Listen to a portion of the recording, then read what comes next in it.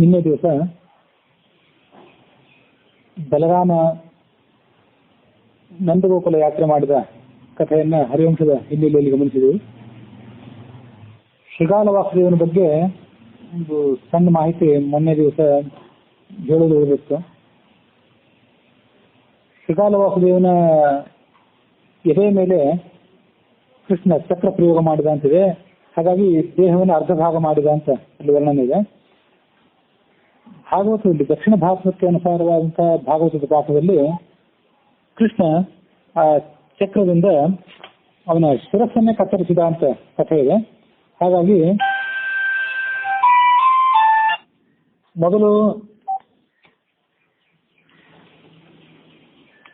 ಅವನ ಎದೆಯ ಮೇಲೆ ಚಕ್ರವನ್ನು ಪ್ರಯೋಗ ಮಾಡಿದ. ಶ್ರೀಗಾಲ ವಾಸುದೇವನ ಎದೆಯ ಮೇಲೆ ಕೃಷ್ಣ ಚಕ್ರ ಪ್ರಯೋಗ ಮಾಡಿದ. ಆ ಬಳಿಕ ಅವನ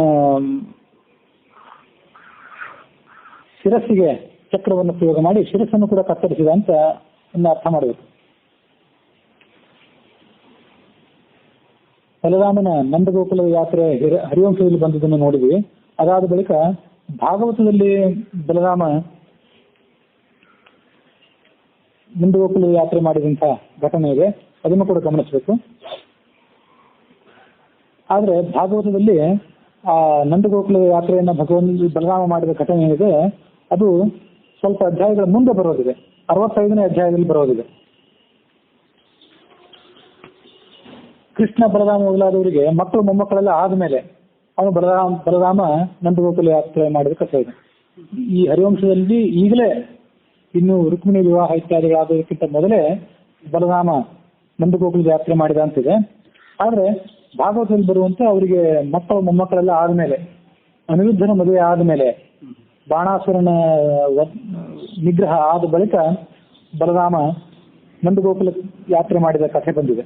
ಏನಿದ್ರು ಹರಿವಂಶದಲ್ಲಿ ಈಗಲೇ ಅದು ಬಂದಿರೋದ್ರಿಂದ ಅದಕ್ಕೆ ಸಂಬಂಧಪಟ್ಟಂತೆ ಭಾಗವತದಲ್ಲಿ ಏನು ಮಾಹಿತಿ ಇದೆ ಅದನ್ನು ಸ್ವಲ್ಪ ನಾವು ಗಮನಿಸಬೇಕು.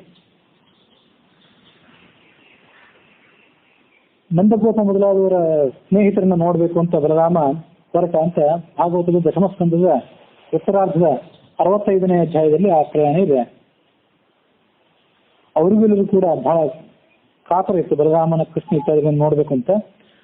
ಬಲರಾಮ ಅಲ್ಲಿಗೆ ಬಂದು ನಂದಗೋಪ ಇತ್ಯಾದಿಗಳನ್ನ ಮತ್ತೆ ಉಳಿದ ಗೋಪ ಪುರುಷರನ್ನೆಲ್ಲರನ್ನೂ ಕೂಡ ಯಥೋಚಿತವಾಗಿ ಅವರವರ ವಯಸ್ಸಿಗೆ ಅನುಗುಣವಾಗಿ ಅವರನ್ನ ನಮಸ್ಕರಿಸಿದ ಮತ್ತೆ ಅವರಲ್ಲಿ ಕುಶಲ ಪ್ರಶ್ನೆಯನ್ನು ಮಾಡಿದ.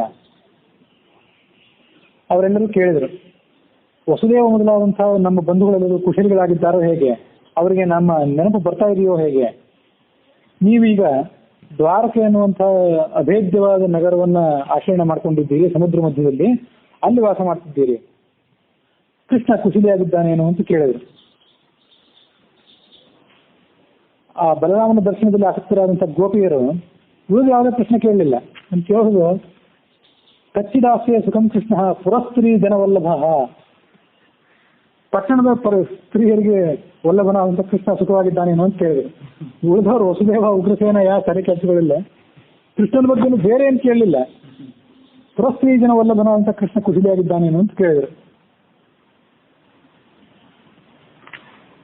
ಕಚ್ಚಿತ್ ಸ್ಮರತಿ ವಾ ಬಂಧೂನ್ ಪಿತರಂ ಮಾತರಂ ಸಹ, ಇಲ್ಲಿರುವಂತಹ ನಂದಗೋಪ ಮತ್ತು ಯಶೋದೆ ಇತ್ಯಾದಿಗಳನ್ನ ಅವನು ನೆನಪಿಸ್ಕೊಳ್ತಾನೋ ಹೇಗೆ, ಯಾಕಂದ್ರೆ ಅವನ ಸಲುವಾಗಿ ನಾವು ಎಲ್ಲವನ್ನೂ ಪರಿತ್ಯಾಗ ಮಾಡಿದ್ರಿ, ಅವನು ಮಾತ್ರ ನಮ್ಮನ್ನ ಇಲ್ಲಿಂದ ನೆನಪಿಸ್ಕೊಳ್ದೆ ಬಿಟ್ಟು ಹೋಗಿಬಿಟ್ಟ, ಅಂಥವನು ಕುಶಲಿಗಳಾಗಿದ್ದವನು ಹೇಗೆ ಅಂತ ಕೇಳಿದರು. ಒಬ್ಬ ಗೋಪಸ್ತ್ರೀ ಕೇಳಿದ್ದು, ನಾವೇನೋ ಹಳ್ಳಿಯವರು, ಏನೋ ತಿಳಿಯದವರು, ಕೃಷ್ಣನನ್ನೇ ಸರ್ವಸ್ವ ಅಂತ ನಂಬಿದವರು, ಅವನು ಮೋಸ ಮಾಡಿಬಿಟ್ಟ, ಮೋಸ ಮಾಡಿ ಇಲ್ಲಿಂದ ಹೊರಟು ಹೋದ. ಆದ್ರೆ ಪಟ್ಟಣದ ಸ್ತ್ರೀಯರೇನಿದ್ದಾರೆ ಅವರು ವಿದ್ಯಾವತಿಯರು, ವತಃ ಕೃತಜ್ಞಸ್ಯ ಬುಧಾಹ ಪುರಸ್ತ್ರೀಯ, ಬುಧಾಹ ಅಂದ್ರೆ ಪಂಡಿತರು, ಓದಿ ಬರೆದು ಮಾಡಿದವರು. ಅವರು ಈ ಕೃಷ್ಣನ ವಂಚಕನಾದಂಥ ಕೃಷ್ಣನ ಮಾತನ್ನು ಹೇಗೆ ನಂಬಿದ್ದಾರೆ, ಹೇಗೆ ಕೃಷ್ಣ ಅವರನ್ನ ನಂಬಿಸಲಿಕ್ಕೆ ಸಮರ್ಥನಾದ ಅಂತ ಕೇಳ್ತಾರೆ ಒಬ್ಬ ಗೋಪಸ್ತ್ರೀ. ಮತ್ತೊಬ್ಳು ಕೇಳಿದ್ರು, ಪಟ್ಟಣದವರಾದ್ರೇನು ಹಳ್ಳಿಯವರಾದ್ರೇನು ಯಾರಾದ್ರೂ ಕೃಷ್ಣನ ಆ ಮೋಹಕವಾದಂತಹ ಮಾತುಗಳಿಗೆ ಮರುಳಾಗಿ ಬಿಡ್ತಾರೆ ಅಂತ ಒಬ್ಬ ಗೋಪಸ್ತ್ರೀ ಹೇಳಿದ್ರು. ಮತ್ತೊಬ್ಳು ಹೇಳಿದ್ಲು, ಆ ಕೃಷ್ಣನ ಕಥೆ ಎತ್ಕೊಂಡು ಏನಾಗಬೇಕಾಗಿದೆ, ಅವನು ಪಟ್ಟಣ ಸ್ತ್ರೀಯರ ಜೊತೆಗಾದ್ರೂ ಇರ್ಲಿ, ಹಳ್ಳಿಯ ಸ್ತ್ರೀಯರ ಜೊತೆಗಾದ್ರೂ ಇರ್ಲಿ, ಬೇರೆ ಏನಾದ್ರೂ ಪ್ರಸಂಗ ಇದ್ರೆ ಹೇಳ್ರಿ, ಅದನ್ನ ಕೇಳಿ ಸ್ವಲ್ಪ ನಾವು ಕಾಲ ಯಾಪನೆ ಮಾಡೋಣ, ಅವನಿಲ್ಲದೇನೆ ಕೂಡ ನಾವು ಕಾಲ ಹರಣೆ ಮಾಡ್ಲಿಕ್ಕೆ ಸ್ವಲ್ಪ ಕಲಿಯೋಣ, ಅಂತ ಒಬ್ಬ ಗೋಪಸ್ತ್ರೀ ಹೇಳಿದ್ರು. ಹೀಗೆ ಆ ಕೃಷ್ಣನ ವಿವಿಧ ಲೀಲೆಗಳನ್ನು ನೆನಪಿಸಿಕೊಂಡು ಅವರೆಲ್ಲರೂ ಕೂಡ ಹಿಚ್ಚಿ ಬಿಕ್ಕಿ ಹತ್ತು ಬಿಟ್ರು ಅಂತ ಅಲ್ಲಿ ಕಥೆ ಇದೆ.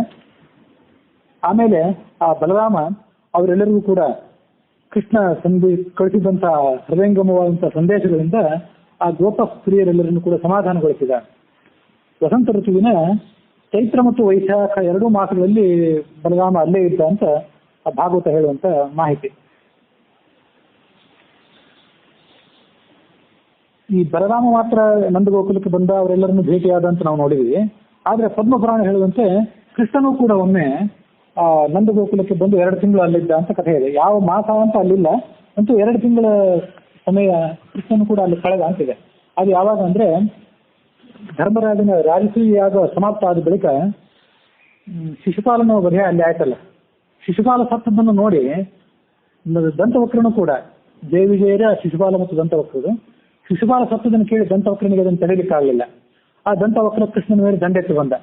ಕೃಷ್ಣ ಅವನನ್ನ ಈ ತನ್ನ ನಗರದ ಹೊರವಲಯದಲ್ಲಿ ಅವನನ್ನು ಸಂಹಾರ ಮಾಡಿ ಮತ್ತೆ ಅಲ್ಲಿಂದನೇ ನಂದಗೋಕುಲಕ್ಕೆ ಹೊರಟು ಹೋದ ಅಂತ ಪದ್ಮಪುರಾಣದಲ್ಲಿ ಬರುವಂತ ಕಥೆ. 2 ತಿಂಗಳು ಅವನು ಕೂಡ ಅಲ್ಲಿ ವಾಸ ಮಾಡಿದ.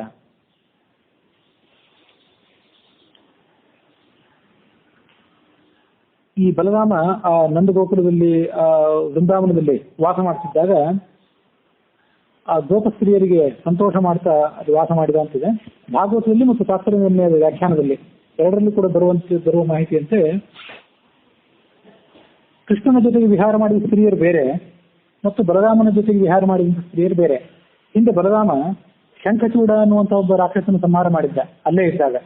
ಆ ಶಂಖಚೂಡಾಸನ ಸಂಹಾರನ ಆದ ಬಳಿಕ ಕೆಲವು ಗೋಪಸ್ತ್ರೀಯರು ಬಲರಾಮನ ಜೊತೆಗೆ ವಿಹಾರ ಮಾಡಿದ್ರು. ಅವರೇ ಗೋಪಸ್ತ್ರೀಯರು ಈಗ ಈ ಬಲರಾಮನ ಜೊತೆ ವಿಹಾರ ಮಾಡಿದ್ರು. ಆ ವೃಂದಾವನದಲ್ಲಿ ಅವನು ವಿಹಾರ ಮಾಡ್ತಿದ್ದಾಗ ಆ ವರುಣನ ಪುತ್ರಿಯಾದಂತಹ ವಾರುಣಿ ಅವಳು ವರುಣನಿಂದ ಕಳಿಸಲ್ಪಟ್ಟಳು ಇಲ್ಲಿಗೆ. ವರುಣ ಅವಳನ್ನು ಹೋಗಿ ಬಲರಾಮನ ಸೇವೆ ಮಾಡಿದ ಅಂತ ಕಳಿಸಿದ್ಲು. ಅವಳು ಮರದ ಕೊಟವೆಯಲ್ಲಿ ತುಂಬಿಕೊಂಡು ಎಲ್ಲಾ ಕಡೆ ಹರಿದಳು. ಅವಳ ಸುಗಂಧ ಎಲ್ಲಾ ಕಡೆ ಹರಡಿತು. ಆಗ ಬಲರಾಮ ಆ ಮದುರೆಯ ಸುಗಂಧವನ್ನು ಆಘ್ರಾಣಿಸಿ ಆ ಗೋಪಸ್ತ್ರೀಯರ ಜೊತೆಗೆ ಅಲ್ಲಿಗೆ ಹೋದ. ಆ ಗೋಪಸ್ತ್ರೀಯರ ಜೊತೆಗೆ ಅವನು ಕೂಡ ಮಧುಪಾನ ಮಾಡಿದ ಅಂತ ಕಥೆ. ಹರಿವಂಶದಲ್ಲಿ ಬಂದಂತ ಅವನೊಬ್ಬನೇ ಮಧುಪಾನ ಮಾಡಿದ. ಇಲ್ಲಿ ಬಂದಂತ ಕಥೆ ಎಲ್ಲರೂ ಸೇರಿ ಮಧುಪಾನ ಮಾಡಿದರು. ಆ ಗೋಪಸ್ತ್ರೀಯರೆಲ್ಲರೂ ಕೂಡ ಬಲರಾಮನ ಆ ಚರಿತ್ರೆಯನ್ನ ಕರುಣಾನಂದಕರವಾಗಿ ಗಾನ ಮಾಡಿದ್ರು ಅಂತ ಕಥೆ ಇದೆ. ಹಾಗ ಅವನು ಆ ಯಮುನಾ ನದಿಯ ಉಪವನದಲ್ಲಿ ಸಂಚಾರ ಮಾಡ್ತಿದ್ದ. ಉಪವನದಲ್ಲಿ ಸಂಚಾರ ಮಾಡುವಾಗ ಪುಷ್ಪಮಾಲೆಯನ್ನು ಧರಿಸಿದ್ದ. ಹರಿವಂಶದಲ್ಲಿ ಬಂದಂತೆ ಇಲ್ಲೂ ಕೂಡ ಅವನ ಒಂದೇ ಕಿವಿಯಲ್ಲಿ ಕರ್ಣಕುಂಡಲ ಇತ್ತು ಅಂತ ವರ್ಣನೆ ಇದೆ. ವೈಜಯಂತಿ ಅನ್ನುವಂಥ ಮಾಲೆಯನ್ನು ಅವನು ಧರಿಸಿದ್ದ. ಅವನಿಗೆ ಜಲಕ್ರೀಡೆ ಮಾಡಬೇಕು ಅಂತ ಅಪೇಕ್ಷೆ ಬಂತು. ಈ ಭಾಗವತ, ಹರಿವಂಶ ಮತ್ತು ತಾತ್ಪರ್ಯ ಇತ್ಯಾದಿ ಎಲ್ಲ ಕಥೆಗಳನ್ನು ಓದುವಾಗ ನಮಗೆ ಆ ಶ್ಲೋಕಗಳನ್ನು ಸ್ವಲ್ಪ ಹಿಂದೆ ಮುಂದಾಗಿ ಇಟ್ಕೊಂಡ್ಬಿಟ್ರೆ ಯಮುನಾ ನದಿಯನ್ನೇ ಜಲಕ್ರೀಡೆ ಕರೆದ ಅಂತ ಕೆಲವು ಕಡೆ ಕೇಳಿಸ್ತದೆ. ಆ ಬಹುಶಃ ಆ ವ್ಯಾಖ್ಯಾನದಲ್ಲೂ ಕೂಡ ಹಾಗೆ ತಪ್ಪಾಗೆ ವ್ಯಾಖ್ಯಾನ ಆಗಿದ್ದಿರಬೇಕು ಅಂತ ನನ್ನ ಅಭಿಪ್ರಾಯ. ವಾಸ್ತವಿಕವಾಗಿ ಯಮುನಾ ನದಿಯನ್ನೇ ಅವನು ಜಲಕ್ರೀಡೆಗಾಗಿ ಕರೀಲಿಲ್ಲ, ಅಥವಾ ಯಮುನಾ ನದಿಯನ್ನು ವಿವಾಹಕ್ಕಾಗಿ ಕರೀಲಿಲ್ಲ. ಅಲ್ಲಿ ಅಭಿಗಮನ ಅಂತ ಒಂದು ಶಬ್ದ ಇದೆ ಹರಿವಂಶದಲ್ಲಿ. ಅಭಿಗಮನ ಅಂತಂದ್ರೆ ಪ್ರೇಯಸಿಯಾದವಳು ತನ್ನ ಪ್ರಿಯಕರನನ್ನ ಹಿಂಬಾಲಿಸಿಕೊಂಡು ಹೋಗುವಂತ ಶಬ್ದ. ಅದಕ್ಕೆ ಅಭಿಗಮನ, ಅಭಿಸಾರಣ ಅಂತ ಕರೀತಾರೆ ಸಂಸ್ಕೃತದಲ್ಲಿ. ಆ ಅಭಿಗಮನ ಅಂತ ಒಂದು ಶಬ್ದ ಇದೆಯಲ್ಲ ಹರಿವಂಶದಲ್ಲಿ, ಅದನ್ನು ನೋಡಿ ಹಾಗೇನಾದ್ರೂ ವ್ಯತ್ಯಾಸ ಮಾಡಿ ಅವರು ವ್ಯಾಖ್ಯಾನ ಮಾಡಿರಬೇಕು. ಅದನ್ನು ವ್ಯಾಖ್ಯಾನ ಮಾಡಿರೋದು ಒಂದು ಪಂಡಿತರೆ ಆ ವ್ಯಾಖ್ಯಾನದ ತಪ್ಪನ್ನು ತೋರಿಸೋದು ಒಂದು ಉದ್ದೇಶ ಅಲ್ಲ. ಅದು ಹೀಗೆ ಆಗಿರಬಹುದು. ಅನೇಕ ಸಾರಿ ಕನ್ನಡದ ವ್ಯಾಖ್ಯಾನಗಳನ್ನು ನಾವು ನೋಡುವಾಗ, ಕನ್ನಡದ ಅನುವಾದಗಳನ್ನು ನಾವು ನೋಡುವಾಗ ಹಾಗೆಲ್ಲ ಕಾಣಿಸ್ತದೆ. ಇಲ್ಲೂ ಕೂಡ ಯಮುನಾ ನದಿಯನ್ನ ಜಲಕ್ರೀಡೆಗಾಗಿ ಆಹ್ವಾನ ಮಾಡಿದ ಅಂತ ಶಬ್ದದ ಶೈಲಿ ಕಾಣಿಸ್ತದೆ. ಅವನು ಜಲಕ್ರೀಡೆ ಮಾಡಬೇಕು ಅಂತ ಅಪೇಕ್ಷೆ ಪಟ್ಟಿದ್ದು ಗೋಪಸ್ತ್ರೀಯರ ಜೊತೆಗೆ, ಅಪ್ಸರೆಯರ ಜೊತೆಗೆ. ತಾನು ಇದ್ದಲ್ಲಿಗೆ ಯಮುನಾ ನದಿಯಲ್ಲಿ ಕರೆದ ಅಷ್ಟೇ. ಅಲ್ಲಿ ತನಕ ಹೋಗ್ಲಿಕ್ಕೆ ಅವನು ತಾಳ್ಮೆ ಇರಲಿಲ್ಲ. ಹಾಗಾಗಿ ಇದ್ದಲ್ಲೇ ಹರಿದು ಬಾ, ನಿನ್ನಲ್ಲೇ ನಾನು ಈ ಗೋಪಸ್ತ್ರೀಯರ ಜೊತೆಗೆ ಜಲಕ್ರೀಡೆ ಮಾಡ್ತೀನಿ ಅಂತ ಅವನು ಕರೆದ ಅಂತ ಅದನ್ನ ವ್ಯತ್ಯಾಸ ಮಾಡಿ ತಿಳ್ಕೊಳ್ಬೇಕು. ಆದ್ರೆ ಹರಿವಂಶದಂತೆ ಇಲ್ಲೂ ಕೂಡ ಯಮುನಾ ನದಿ ಅವನ ಆಹ್ವಾನಕ್ಕೆ ಲಕ್ಷ್ಯ ಕೊಡಲಿಲ್ಲ. ಮದ್ಯಪಾನ ಮಾಡಿದ್ದಾನೆ, ಇವನ್ ಮಾತ್ರ ಮೇಲೆ ಗಮನ ತಗೊಳ್ಳಿಲ್ಲ. ಆಗ ಅವನು ಯಮುನಾ ನದಿ ಮೇಲೆ ಸಿಟ್ಟು ಮಾಡಿಕೊಂಡು ಹಲಾಯುಧದ ತುದಿಯಿಂದ ಅವಳನ್ನ ಸೆಳೆದು ಬಿಟ್ಟ. ಪಾಪೇತ್ವಂ ಮಾಂ ಅವಜ್ಞಾಯ ಎನ್ನಾಯಾಸಿ ಮಯಾ ಹುತ ನೇಷ್ಯೇತ್ವಾಂ ಲಾಂಗಲಾಗ್ರೇಣ ಶತಧ ಕಾಮಚಾರಿಣಿ. ಪಾಪಿಷ್ಠಳೇ, ಜಲಕ್ರೀಡೆಗಾಗಿ ನಾನು ಆಹ್ವಾನ ಕೊಟ್ಟೆ, ನನ್ನ ಆಹ್ವಾನಕ್ಕೆ ನೀನು ಲಕ್ಷ್ಯ ಕೊಡಲಿಲ್ಲ. ಸ್ವೇಚ್ಛಾಚಾರಣೆ ಅಂತ ನಿನ್ನನ್ನು ಈ ನೇಗಿನ ಅಗ್ರಭಾಗದಿಂದ ನುಚ್ಚು ನೀರಾಗಿ ಕತ್ತರಿಸಿ ಬಿಡ್ತೀನಿ ಅಂತ ಹೇಳಿದ ಅಂತಿದೆ. ಜಲಕ್ರೀಡೆಗಾಗಿ ನಾನು ನಿನಗೆ ಆಹ್ವಾನ ಕೊಟ್ಟೆ, ನೀನು ಬರಲಿಲ್ಲ ಅಂತ. ಅಂದ್ರೆ ಕನ್ನಡದ ಮಾತನ್ನು ಕೇಳಿದ್ರೆ ನೀನು ನನ್ನ ಜೊತೆಗೆ ಜಲಕ್ರೀಡೆಗಾಗಿ ಬಾ ಅಂತ ಹೇಳಿದೆ ಅಂತಿದೆ.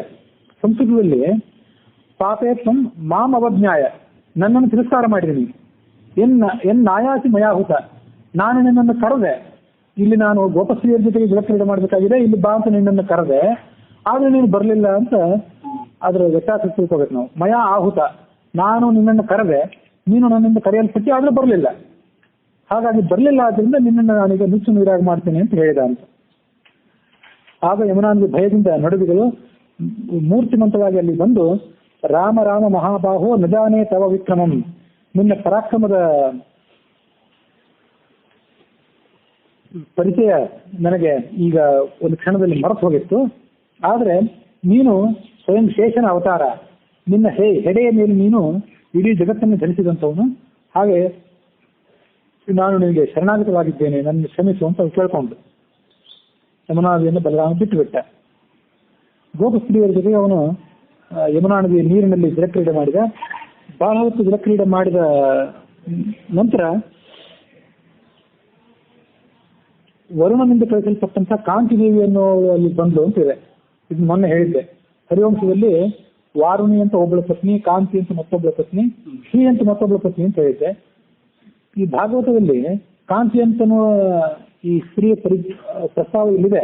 ಆದ್ರೆ ಆ ಹರಿವಂಶದಲ್ಲಿ ಅದು ಬಂದ ಸಂದರ್ಭ ಬೇರೆ, ಇಲ್ಲಿ ಬರುವ ಸಂದರ್ಭ ಬೇರೆ. ಹರಿವಂಶದಲ್ಲಿ ಬಂದಂತೆ ಗೋಮಂತಕ ಪರ್ವತದ ಮೇಲೆ ಕೃಷ್ಣ ಬಲರಾಮರಿದ್ರಲ್ಲ, ಆಗಲೇ ವಾರುಣಿ, ಶ್ರೀ, ಕಾಂತಿ ಅಂತ 3 ಜನರು ಬಂದಿದ್ರು ಅಂತಿದೆ. ಭಾಗವತದಲ್ಲಿ ಬಂದಂತೆ ಕಾಂತಿ ಬಂದಳು, ಆದ್ರೆ ಆ ಕಾಂತಿ ಬಂದದ್ದು ಈ ಭಾಗವತದ ದಶಮ ಸ್ಕಂದದ 66ನೇ ಅಧ್ಯಾಯದಲ್ಲಿ ಅದು ಬಂದಂತ ಕಥೆ ಅಷ್ಟೆ. ಅವಳು ಅವನಿಗೆ ಬಂದು 2 ನೀಲಾಂಬರಗಳನ್ನು ಕೊಟ್ಟಲು ಮತ್ತು ಅಮೂಲ್ಯವಾದಂತಹ ಆಭರಣಗಳನ್ನು ಧರಿಸಿದ್ಲು, ಚಿನ್ನದ ಹಾರವನ್ನು ಸಮರ್ಪಣೆ ಮಾಡಿದ್ದು. ಹೀಗೆ ಅದನ್ನೆಲ್ಲವನ್ನು ಸ್ವೀಕಾರ ಮಾಡಿ ಅವನು ತನ್ನ ಕಾಂತಿಯನ್ನು ಹೆಚ್ಚಿಸಿಕೊಂಡ. ಬಲರಾಮನ ಪರಾಕ್ರಮಕ್ಕೆ ಸೂಚಕವಾಗಿ ಯಮುನಾ ನದಿ ಇವತ್ತು ಕೂಡ ಆ ಕಡೆ ಸ್ವಲ್ಪ ತನ್ನ ಮಾರ್ಗವನ್ನು ಬಿಟ್ಟು ಹರಿದದ್ದು ಇವತ್ತು ಕೂಡ ನಾವು ನೋಡಬಹುದು.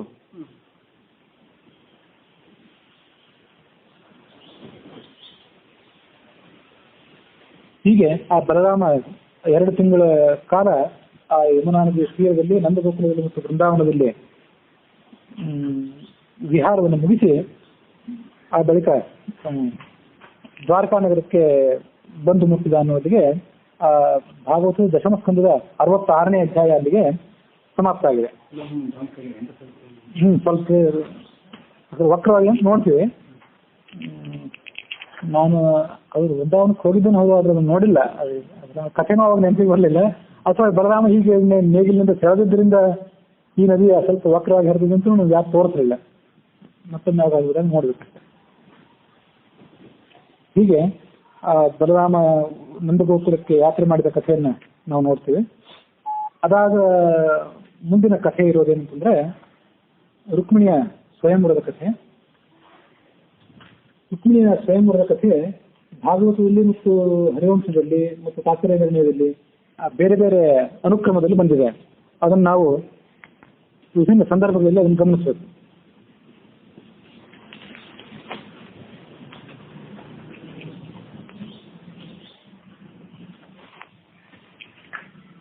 ಹರಿವಂಶದ ವಿಷ್ಣು ಪರ್ವದಲ್ಲಿ 47ನೇ ಅಧ್ಯಾಯದಲ್ಲಿ ಆ ಕಥೆ ಮುಂದುವರೆದಿದೆ. ಕೃಷ್ಣ ಒಮ್ಮೆ ತನ್ನ ಅರಮನೆಯಲ್ಲಿ ಸಿಂಹಾಸನದ ಮೇಲೆ ಕೂತಿದ್ದಾಗ ಕೆಲವು ವಾರ್ತಾವಾಹಕರು, ಸಂದೇಶವಾಹಕರಲ್ಲಿ ಬಂದರು. ಅವರು ಬಂದು ಕೃಷ್ಣನ ಕಥೆಯನ್ನ, ಒಂದು ಸಂದೇಶವನ್ನ ಹೇಳಿ ಪ್ರಾರಂಭ ಮಾಡಿದರು. ಜನಾರ್ದನ ನರೇಂದ್ರಾಣಾಂ ಪಾರ್ಥಿವಾನಾಂ ಸಮಾಗಮಃ ಭವಿಷ್ಯತಿ ಕ್ಷಿತೀಶಾನಾಂ ಸಮೂಢಾನಾಂ ಅನೇಕಶಃ. ಅನೇಕ ಜನ ರಾಜರು, ರಾಜಕುಮಾರರು ಎಲ್ಲರೂ ಒಂದೇ ಜಾಗದಲ್ಲಿ ಸೇರುವರಿದ್ದಾರೆ. ಭೋಜ ವಂಶದಲ್ಲಿ ಹುಟ್ಟಿದಂತಹ ಭೀಷ್ಮಕ ಅಥವಾ ಭೀಷ್ಮ, ಅವನಿಗೆ ವಾಸ್ತವಿಕವಾಗಿ ಭೀಷ್ಮ ಅಂತಲೇ ಹೆಸರು. ಆದ್ರೆ ಬನ್ನಂಜಿ ಗೋವಿಂದ ಅದನ್ನು ಭೀಷ್ಮಕ ಅಂತ ಯಾಕೆ ಬಂತು ಅಂತಂದ್ರೆ, ಕುರುವಂಶೀಯನೋ ಅಂತ ಭೀಷ್ಮ ಇದ್ನಲ್ಲ, ಅವನಿಗೂ ಮತ್ತು ಇವನಿಗೂ ವ್ಯತ್ಯಾಸ ತೋರಿಸಲಿಕ್ಕಾಗಿ ಇವನು ಭೀಷ್ಮಕ ಅಂತ ಜನರು ಕರೀತಿದ್ರು ಅವನನ್ನ. ವಾಸ್ತವಿಕವಾಗಿ ಇವನು ಭೀಷ್ಮನೇ. ಮತ್ತು ಸಂಸ್ಕೃತದಲ್ಲಿ ಸಾಹಿತ್ಯದ ಪ್ರಕಾರ ಕ ಅಂದ್ರೆ ಸಣ್ಣವನು ಅಂತ ಅರ್ಥ. ಹಾಗಾಗಿ ಅವನು ದೊಡ್ಡ ಭೀಷ್ಮ, ಇವನು ಚಿಕ್ಕ ಭೀಷ್ಮ. ಹಾಗಾಗಿ ಇವನು ಭೀಷ್ಮಕ ಅಂತ ಕರಿತಿದ್ರು. ಈ ಇನ್ನೊಂದು ವ್ಯತ್ಯಾಸ ಏನಂತಂದ್ರೆ, ಈ ಭೀಷ್ಮಕನೂ ಕೂಡ ಯದುವಂಶದವನೇ. ಇದನ್ನು ನಾವು ಗಮನಿಸಬೇಕು. ಯಯಾತಿಯ ಮಗನ ಅಂತ ಯದುವಿನಿಂದ ಇವೆಲ್ಲ ಕವಲುಗಳು ಹೊರಟಿದ್ದು. ಜರಾಸಂಧನ ವಂಶ, ಶಿಶುಪಾಲ ಹುಟ್ಟಿದ್ದು, ಮತ್ತು ಭೀಷ್ಮಕ ಹುಟ್ಟಿದ್ದು. ವಿದರ್ಭ ಅನ್ನುವಂಥ ಒಬ್ಬ ರಾಜ ಯದುವಿನ ವಂಶದಲ್ಲೇ ಒಂದು ಕವಲಿನಲ್ಲಿ ಹುಟ್ಟಿದ್ದ. ಆ ವಿದರ್ಭನ ವಂಶದಲ್ಲಿ ಮುಂದೆ ಹುಟ್ಟಿದವರು ಇವರೆಲ್ಲ, ಈ ಭೀಷ್ಮಕ ಇತ್ಯಾದಿಗಳು. ಹಾಗಾಗಿ ಯದುವಿನ ಕವಲಿನಲ್ಲೇ ಇವರೆಲ್ಲ ಬಂದವರು. ಆದ್ರೆ ಹೇಗೆ ಈ ಕೃಷ್ಣ ರುಕ್ಮಿಣಿಯನ್ನು ಮದುವೆ ಆಗಲಿಕ್ಕೆ ಸಾಧ್ಯ ಆಯಿತು, ಒಂದೇ ವಂಶದಲ್ಲಿ ಬಂದವರು ಅಂತಂದ್ಮೇಲೆ ಅಂತಂದ್ರೆ, ಕೆಲವು ತಲೆಮಾರುಗಳು ಕಳೆದು ಹೋದ್ಮೇಲೆ ಆ ಹಿಂದಿನ ಗೋತ್ರ ಮರೆತು ಹೋಗ್ತದೆ. ಆಗ ಕ್ಷತ್ರಿಯರು ತಮ್ಮ ಪುರೋಹಿತರ ಗೋತ್ರವನ್ನೇ ತಮ್ಮ ಗೋತ್ರ ಅಂತ ಸ್ವೀಕಾರ ಮಾಡಿ ವಿವಾಹ ಬಂಧನ ಇತ್ಯಾದಿಗಳಿಗೆ ಅದನ್ನು ಸ್ವೀಕಾರ ಮಾಡಿ ಮುಂದುವರಿತಾರೆ ಅಂತಿದೆ. ಇದು ಬರೀ ಕೃಷ್ಣನಿಗಷ್ಟೇ ಈ ಸಮಸ್ಯೆ ಅಲ್ಲ, ದೇವಕಿ ಮತ್ತು ವಸುದೇವರಿಗೂ ಇದೇ ಸಮಸ್ಯೆ. ಯಾಕಂದ್ರೆ ಆ ದೇವಕಿ ಮತ್ತು ವಸುದೇವರು ಅವರು ಕೂಡ ಯದುವಂಶದಲ್ಲೇ ಬಂದವರು. ಬೇರೆ ಬೇರೆ ಅಜಮೀಷ ಅಂತ ನಂಗೆ ನೆನಪು, ಆ ಕವಲಿನಲ್ಲಿ ಬಂದವಳು ದೇವಕಿ, ಮತ್ತೊಂದು ಕವಲಿನಲ್ಲಿ ಬಂದವನು ಈ ವಸುದೇವ. ಹಾಗಾಗಿ ಅವರು ಕೂಡ ಎಲ್ಲ ಈ ಯದುಕುಲದಲ್ಲೇ ಹುಟ್ಟಿದವರು.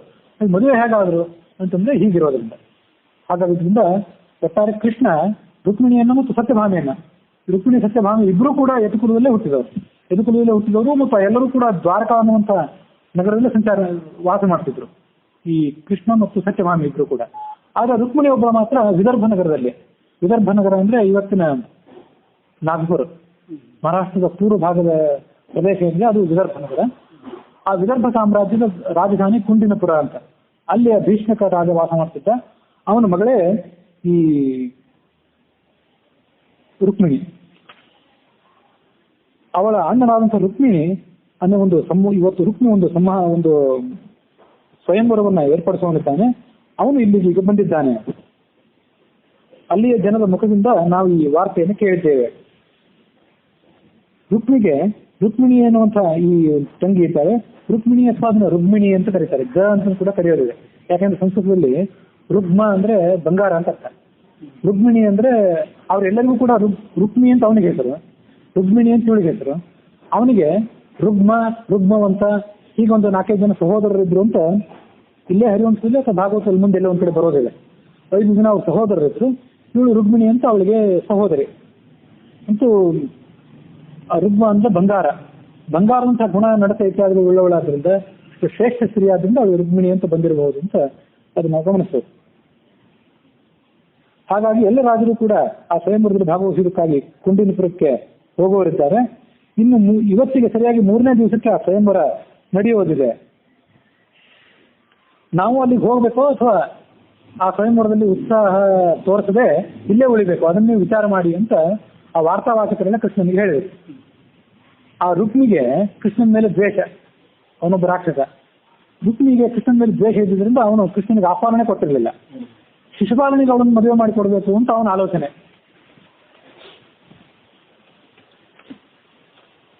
ರಮೈವ ಸ್ವಯಂ ಲಕ್ಷ್ಮೀದೇವಿಯೇ ರುಕ್ಮಿಣಿಯಾಗಿ ಹುಟ್ಟಿದ್ಲು. ಶ್ರೀ ಅಂತ ಬಲರಾಮನ ಒಬ್ಬಳ ಪತ್ನಿ ಅಂತಲ್ಲ, ಅವಳಲ್ಲಿ ಕೇವಲ ಲಕ್ಷ್ಮೀದೇವಿ ಆವೇಶ ಇತ್ತು. ಹಾಗೆ ಇವಳು ಕೂಡ, ಈ ರುಕ್ಮಿಣಿ ಕೂಡ ಕೇವಲ ಲಕ್ಷ್ಮೀದೇವಿ ಆವೇಶ ಅಂತ ಅರ್ಥ ಮಾಡ್ಕೊಳ್ಬಾರ್ದು, ಸ್ವಯಂ ಲಕ್ಷ್ಮೀದೇವಿಯೇ ರುಕ್ಮಿಣಿಯಾಗಿ ಬಂದಿದ್ಲು ಅಂತ ನೋಡ್ಬೇಕು. ರುಕ್ಮಿಣಿ ವಾಸ್ತವಿಕವಾಗಿ ತಾನು ಸ್ವಯಂವರಕ್ಕೆ ತಯಾರಾಗಿರ್ಲಿಲ್ಲ, ಅವಳಿಗೆ ಸ್ವಯಂವರ ಬೇಕಾಗಿರ್ಲಿಲ್ಲ.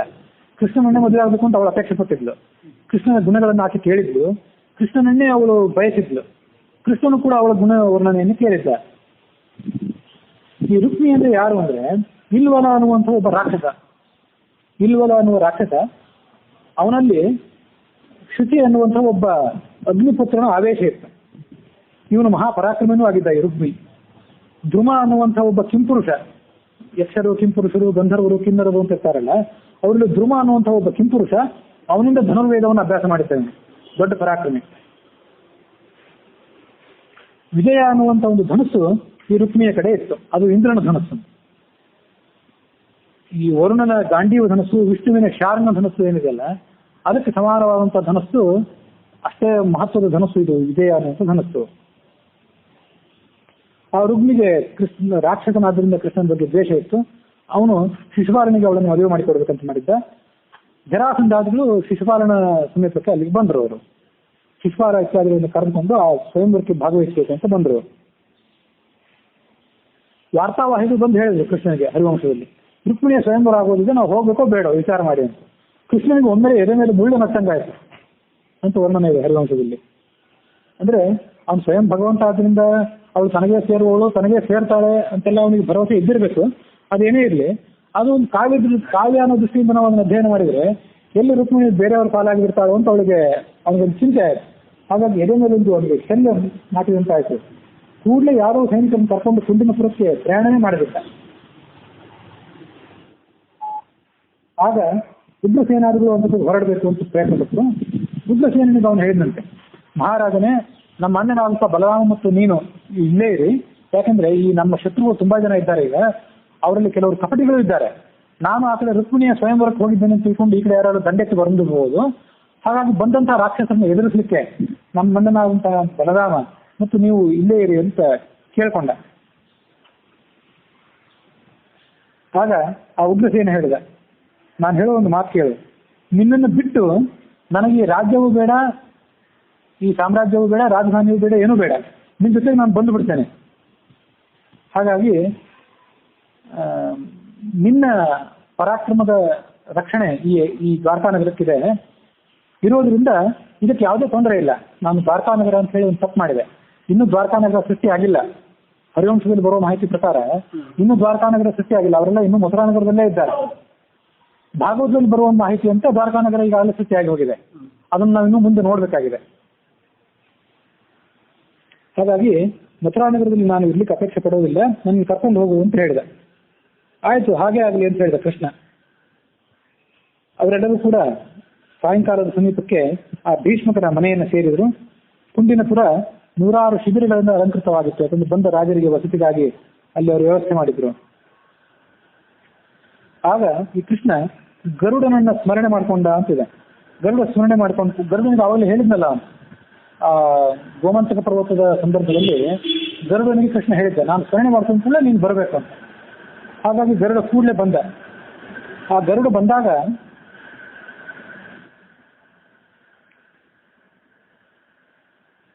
ಅವನ ರೆಕ್ಕೆಯ ಗಾಳಿಗೆ ಈ ರಾಜರ ಶಿಬಿರಗಳೆಲ್ಲ ಅಲ್ಲೋಲ ಕಲ್ಲೋಲ ಆದವು. ರಾಜರಿಗೂ ಬಹಳ ಭಯ ಆಯಿತು. ಅವರೆಲ್ಲರೂ ಅಧೋಮುಖರಾಗಿ ಬಿದ್ದು ಬಿಟ್ರು ಅಂತಿದೆ. ಹಾಗಾಗಿ ಅವರೆಲ್ಲರಿಗೂ ಗೊತ್ತಾಯ್ತು, ಎಷ್ಟೋ ಜನ ರಾಜರಿಗೆ, ಕೃಷ್ಣನೇ ಬರ್ತಾ ಇದ್ದಾನೆ, ಕೃಷ್ಣನ ವಾಹನವಾದಂತ ಗರುಡ ಬರ್ತಾ ಇದೆ ಅಂತ. ಆ ಗರುಡ ಹೇಗಿತ್ತಂದ್ರೆ ಅದೊಂದೇ ಇರಲಿಲ್ಲ. ಗರುಡನ ಪೃಷ್ಠ ಭಾಗದಲ್ಲಿ ಅನೇಕ ದಿವ್ಯಾಯುಧಗಳಿದ್ದವು. ಆ ಆಯುಧಗಳು ಕೆಳಮುಖ ಮಾಡಿಕೊಂಡು ಕಾಯ್ತಾ ಇದ್ವು. ಕೃಷ್ಣ ನಮ್ಮನ್ನು ಯಾವಾಗ ಸ್ವೀಕಾರ ಮಾಡ್ತಾನೆ, ಯಾವಾಗ ಶತ್ರುಗಳನ್ನ ಮರ್ದನ ಮಾಡ್ತಾನೆ ಅಂತ ಗರುಡಗಳೆಲ್ಲ, ಆ ಆಯುಧಗಳೆಲ್ಲವೂ ಕಾಯ್ತಾ ಇದ್ದವು. ಒಂದು ಬಿಳಿಯಾದಂಥ ಸರ್ಪವನ್ನು ಅವನು ತನ್ನ ಕೈಯಲ್ಲಿ ಯಾವತ್ತೂ ಹಿಡ್ಕೊಂಡು ಅವನು ಬಂದಿದ್ದ, ಆಹಾರಕ್ಕಾಗಿ ಹಿಡ್ಕೊಂಡಿದ್ದ ಅವನು. ದೊಡ್ಡ ಪರ್ವತದಂತೆ ಆ ಗರುಡ ಅಲ್ಲಿ ಕಾಣಿಸ್ತಾ ಇದ್ದ. ಕೃಷ್ಣ ಅವನಿಗೆ ಹೇಳಿದ, ಪಕ್ಷರಾಜನೇ, ನಿನಗೆ ಸ್ವಾಗತ. ಈಗ ನೀನು ಕೂಡಲೇ ಕೈಶಿಕನ ಮನೆಗೆ ಹೋಗು. ಕಥಾ ಕೈಶಿಕ ಅಂತ ಇವರಿಬ್ರು ಕೂಡ ಭೀಷ್ಮಕ ರಾಜನ ತಮ್ಮಂದರು, ಕಥಾ ಕೈಶಿಕ ಅಂತ. ಆ ಕೈಶಿಕ ರಾಜ ಅವರಿಬ್ರು ಕೂಡ ನನ್ನ ಪರಮ ಭಕ್ತರು. ಅವ್ರ ಮನೆಗೆ ನೀನು ಹೋಗು, ನಾವು ಕೂಡ ಅಲ್ಲಿಗೆ ಬರ್ತೇವೆ. ಹೀಗೆ ಕೃಷ್ಣ ಗರುಡನಿಗೆ ಹೇಳಿ ಆ ಯಾದವರ ಜೊತೆ ಮತ್ತು ಗರುಡನ ಜೊತೆಗೆ ಅವನು ಕುಂಡಿನಪುರಕ್ಕೆ ಮುಂದೆ ಪ್ರಯಾಣ ಮಾಡಿದ. ಕುಂಡಿನಪುರದ ಸಮೀಪ ಯಾವ್ದಾದ್ರು ಒಂದು ತಾತ್ಕಾಲಿಕವಾದ ಶಿಬಿರದಲ್ಲಿ ಕೃಷ್ಣ ಗರುಡನಿಗಾಗಿ ಕಾಯ್ತಾ ಇದ್ದ ಅಂತ ಒಂದು ಗಮನಿಸಬೇಕು. ಮುಂದೆ ಗರುಡ ಬಂದ ಮೇಲೆ ಆ ಗರುಡನನ್ನ ಮತ್ತು ಉಳಿದ ಯಾದವನ್ನ ಕರೆದುಕೊಂಡು ಅವನು ಆ ಕುಂಡಿನಪುರಕ್ಕೆ ಸಮೀಪಿಸಿದ. ಕೈಶಿಕ ಕೂಡಲೇ ಎದ್ದು ನಿಂತು ಅವನಿಗೆ ಅರ್ಘ್ಯಪಾದ್ಯಾದಿಗಳನ್ನ ವಿಧಿವತ್ತಾಗಿ ಕೊಟ್ಟು ತನ್ನ ಪಟ್ಟಣಕ್ಕೆ ಕರ್ಕೊಂಡು ಹೋದ. ಕೃಷ್ಣನ ವಾಸಕ್ಕಾಗಿ ಒಂದು ಪ್ರತ್ಯೇಕವಾದಂತಹ ಅರಮನೆಯನ್ನ ಅಲ್ಲಿ ವ್ಯವಸ್ಥೆ ಮಾಡಿದ್ರು. ಅಲ್ಲಿ ಅವನು ತನ್ನ ವಸತಿಯನ್ನು ಮಾಡಿಕೊಂಡ ಕೃಷ್ಣ. ಅಲ್ಲಿಗೆ 47ನೇ ಅಧ್ಯಾಯ ಮುಗಿದಿದೆ. 48ನೇ ಅಧ್ಯಾಯದಲ್ಲಿ ಸಮಸ್ತ ರಾಜರಿಗೂ ಚಿಂತೆ ಆಗಿದ ಘಟನೆಯನ್ನು ನಾವು ನೋಡ್ತೀವಿ. ಗರುಡ ಮತ್ತು ಕೃಷ್ಣ ಇಬ್ಬರು ಬಂದ್ರಲ್ಲ, ಇನ್ನು ಇವರು ನಮಗೇನು ಅವಕಾಶ ಕೊಡೋದಿಲ್ಲ, ತಾವು ರುಕ್ಮಿಣಿಯನ್ನು ಅಪಹಾರ ಮಾಡ್ಕೊಂಡು ಹೋಗಿಬಿಡ್ತಾರೆ ಅಂತ ಎಲ್ಲ ರಾಜರಿಗೂ ಗೊತ್ತಾಯ್ತು. ಹಾಗಾಗಿ ಅವರು ಬಹಳ ಆತಂಕದಿಂದ ಎಲ್ಲರೂ ಒಂದು ಮಾತುಕತೆಗಾಗಿ ಸೇರಿದ್ರು. ಆಗ ಜರಾಸಂಧ ಅಲ್ಲಿ ಸೇರಿದಂತ ರಾಜರೆಲ್ಲರನ್ನು ಉದ್ದೇಶಿಸಿ ಮಾತನಾಡಲಿಕ್ಕೆ ಪ್ರಾರಂಭ ಮಾಡಿದ. ಭೀಷ್ಮಕನೂ ಅಲ್ಲಿದ್ದ, ರುಕ್ಮಿಣಿಯೂ ಇದ್ದ. ಭೀಷ್ಮಕ ಸ್ವಭಾವತಃ ಒಳ್ಳೆಯವನಾದ್ರೂ ಕೂಡ ನಡುವೆ ಅವನಿಗೂ ಅಜ್ಞಾನದಿಂದಾಗಿ ನಾನು ನನ್ನ ಮಗನನ್ನು ಶಿಶುಪಾಲನಿಗೆ ಮದುವೆ ಮಾಡಿಕೊಡ್ತೀನಿ ಅಂತ ವಾಗ್ದಾನ ಮಾಡಿಬಿಟ್ಟಿದ್ದ ಅಂತಿದೆ. ಮಗನ ಒತ್ತಡ, ಮಗನಾದಂತಹ ರುಕ್ಮಿಯ ಒತ್ತಡ ಮತ್ತು ತಪ್ಪುಗಳು, ಈ ಕಾರಣದಿಂದಾಗಿ ಜರಾಸಂಧನ ಭಯ ಬೇರೆ. ಹೀಗಾಗಿ ಅವನು ತನ್ನ ಮಗನಾದಂತಹ ರುಕ್ಮಿಣಿಯನ್ನು ಶಿಶುಪಾಲನಿಗೆ ಮದುವೆ ಮಾಡಿಕೊಡ್ತೀನಿ ಅಂತ ವಾಗ್ದಾನ ಮಾಡಿಬಿಟ್ಟಿದ್ದ. ಅವರೆಲ್ಲ ಅಲ್ಲಿ ಸೇರಿದ್ರು. ಆಗ ಜರಾಸಂಧ ಹೇಳಿದ, ಕೃಷ್ಣ ಗರುಡನ ಜೊತೆಗೆ ಇಲ್ಲಿಗೆ ಬಂದಿದ್ದಾನೆ, ರುಕ್ಮಿಣಿಯನ್ನು ಕರ್ಕೊಂಡು ಹೋಗ್ಲಿಕ್ಕೆ ಅವನು ಬಂದಿದ್ದಾನೆ, ರುಕ್ಮಿಣಿಯನ್ನು ಮದುವೆ ಆಗಲಿಕ್ಕೆ ಎಲ್ಲಾ ಪ್ರಯತ್ನ ಅವನು ಮಾಡ್ತಾನೆ. ಹೀಗಿರುವಾಗ ನಾವೇನ್ ಮಾಡಬೇಕು, ಅದಕ್ಕೆ ಪ್ರತೀಕಾರವಾಗಿ ನಾವೇನ್ ಮಾಡಬೇಕು ಅಂತ ಆಲೋಚನೆ ಮಾಡಬೇಕು. ಹಿಂದೆ ಈ ಕೃಷ್ಣ ಬಲರಾಮರು ಆ ಗೋಮಂತಕ ಪರ್ವತದಲ್ಲಿ ಗರುಡನ ಸಹಾಯವಿಲ್ಲದೆ ಏಕಾಂಗಿಯಾಗಿ ನಮ್ಮನ್ನು ಸದೆಪಡೆದ್ರು. ಈಗ ಗರುಡ ಬೇರೆ ಬಂದಿದ್ದಾನೆ, ಈಗ ನಮ್ಮ ಗತಿ ಏನು? ಆ ಕೃಷ್ಣನನ್ನು ಎದುರಿಸಲಿಕ್ಕೆ ನಮಗೆ ಸಾಧ್ಯವೇ? ನಮಗೆ ಹೋಗಲಿ, ಇಂದ್ರಾದಿಗಳಿಗಾದ್ರೂ ಸಾಧ್ಯ ಆಗ್ತದೇನಿದು? ಭೀಷ್ಮಕನಿಗೆ ಅವನು ಹೇಳಿದ, ನೀನು ನಿನ್ನ ಮಗಳನ್ನ ನನ್ನ ಸಾಕು ಮಗನಾದಂತಹ ಶಿಶುಪಾಲ ಅವನು ಜರಾಸಂಧನಿಗೆ ಸಾಕು ಮಗನಂತೆ ಇದ್ದ ಅಂತ ಕಥೆ ಇದೆ. ಈ ಜರಾಸಂಧನ ವಂಶ ಮತ್ತು ಶಿಶುಪಾಲನ ವಂಶ, ಕೇದಿ ವಂಶ, ಇವೆರಡೂ ಕೂಡ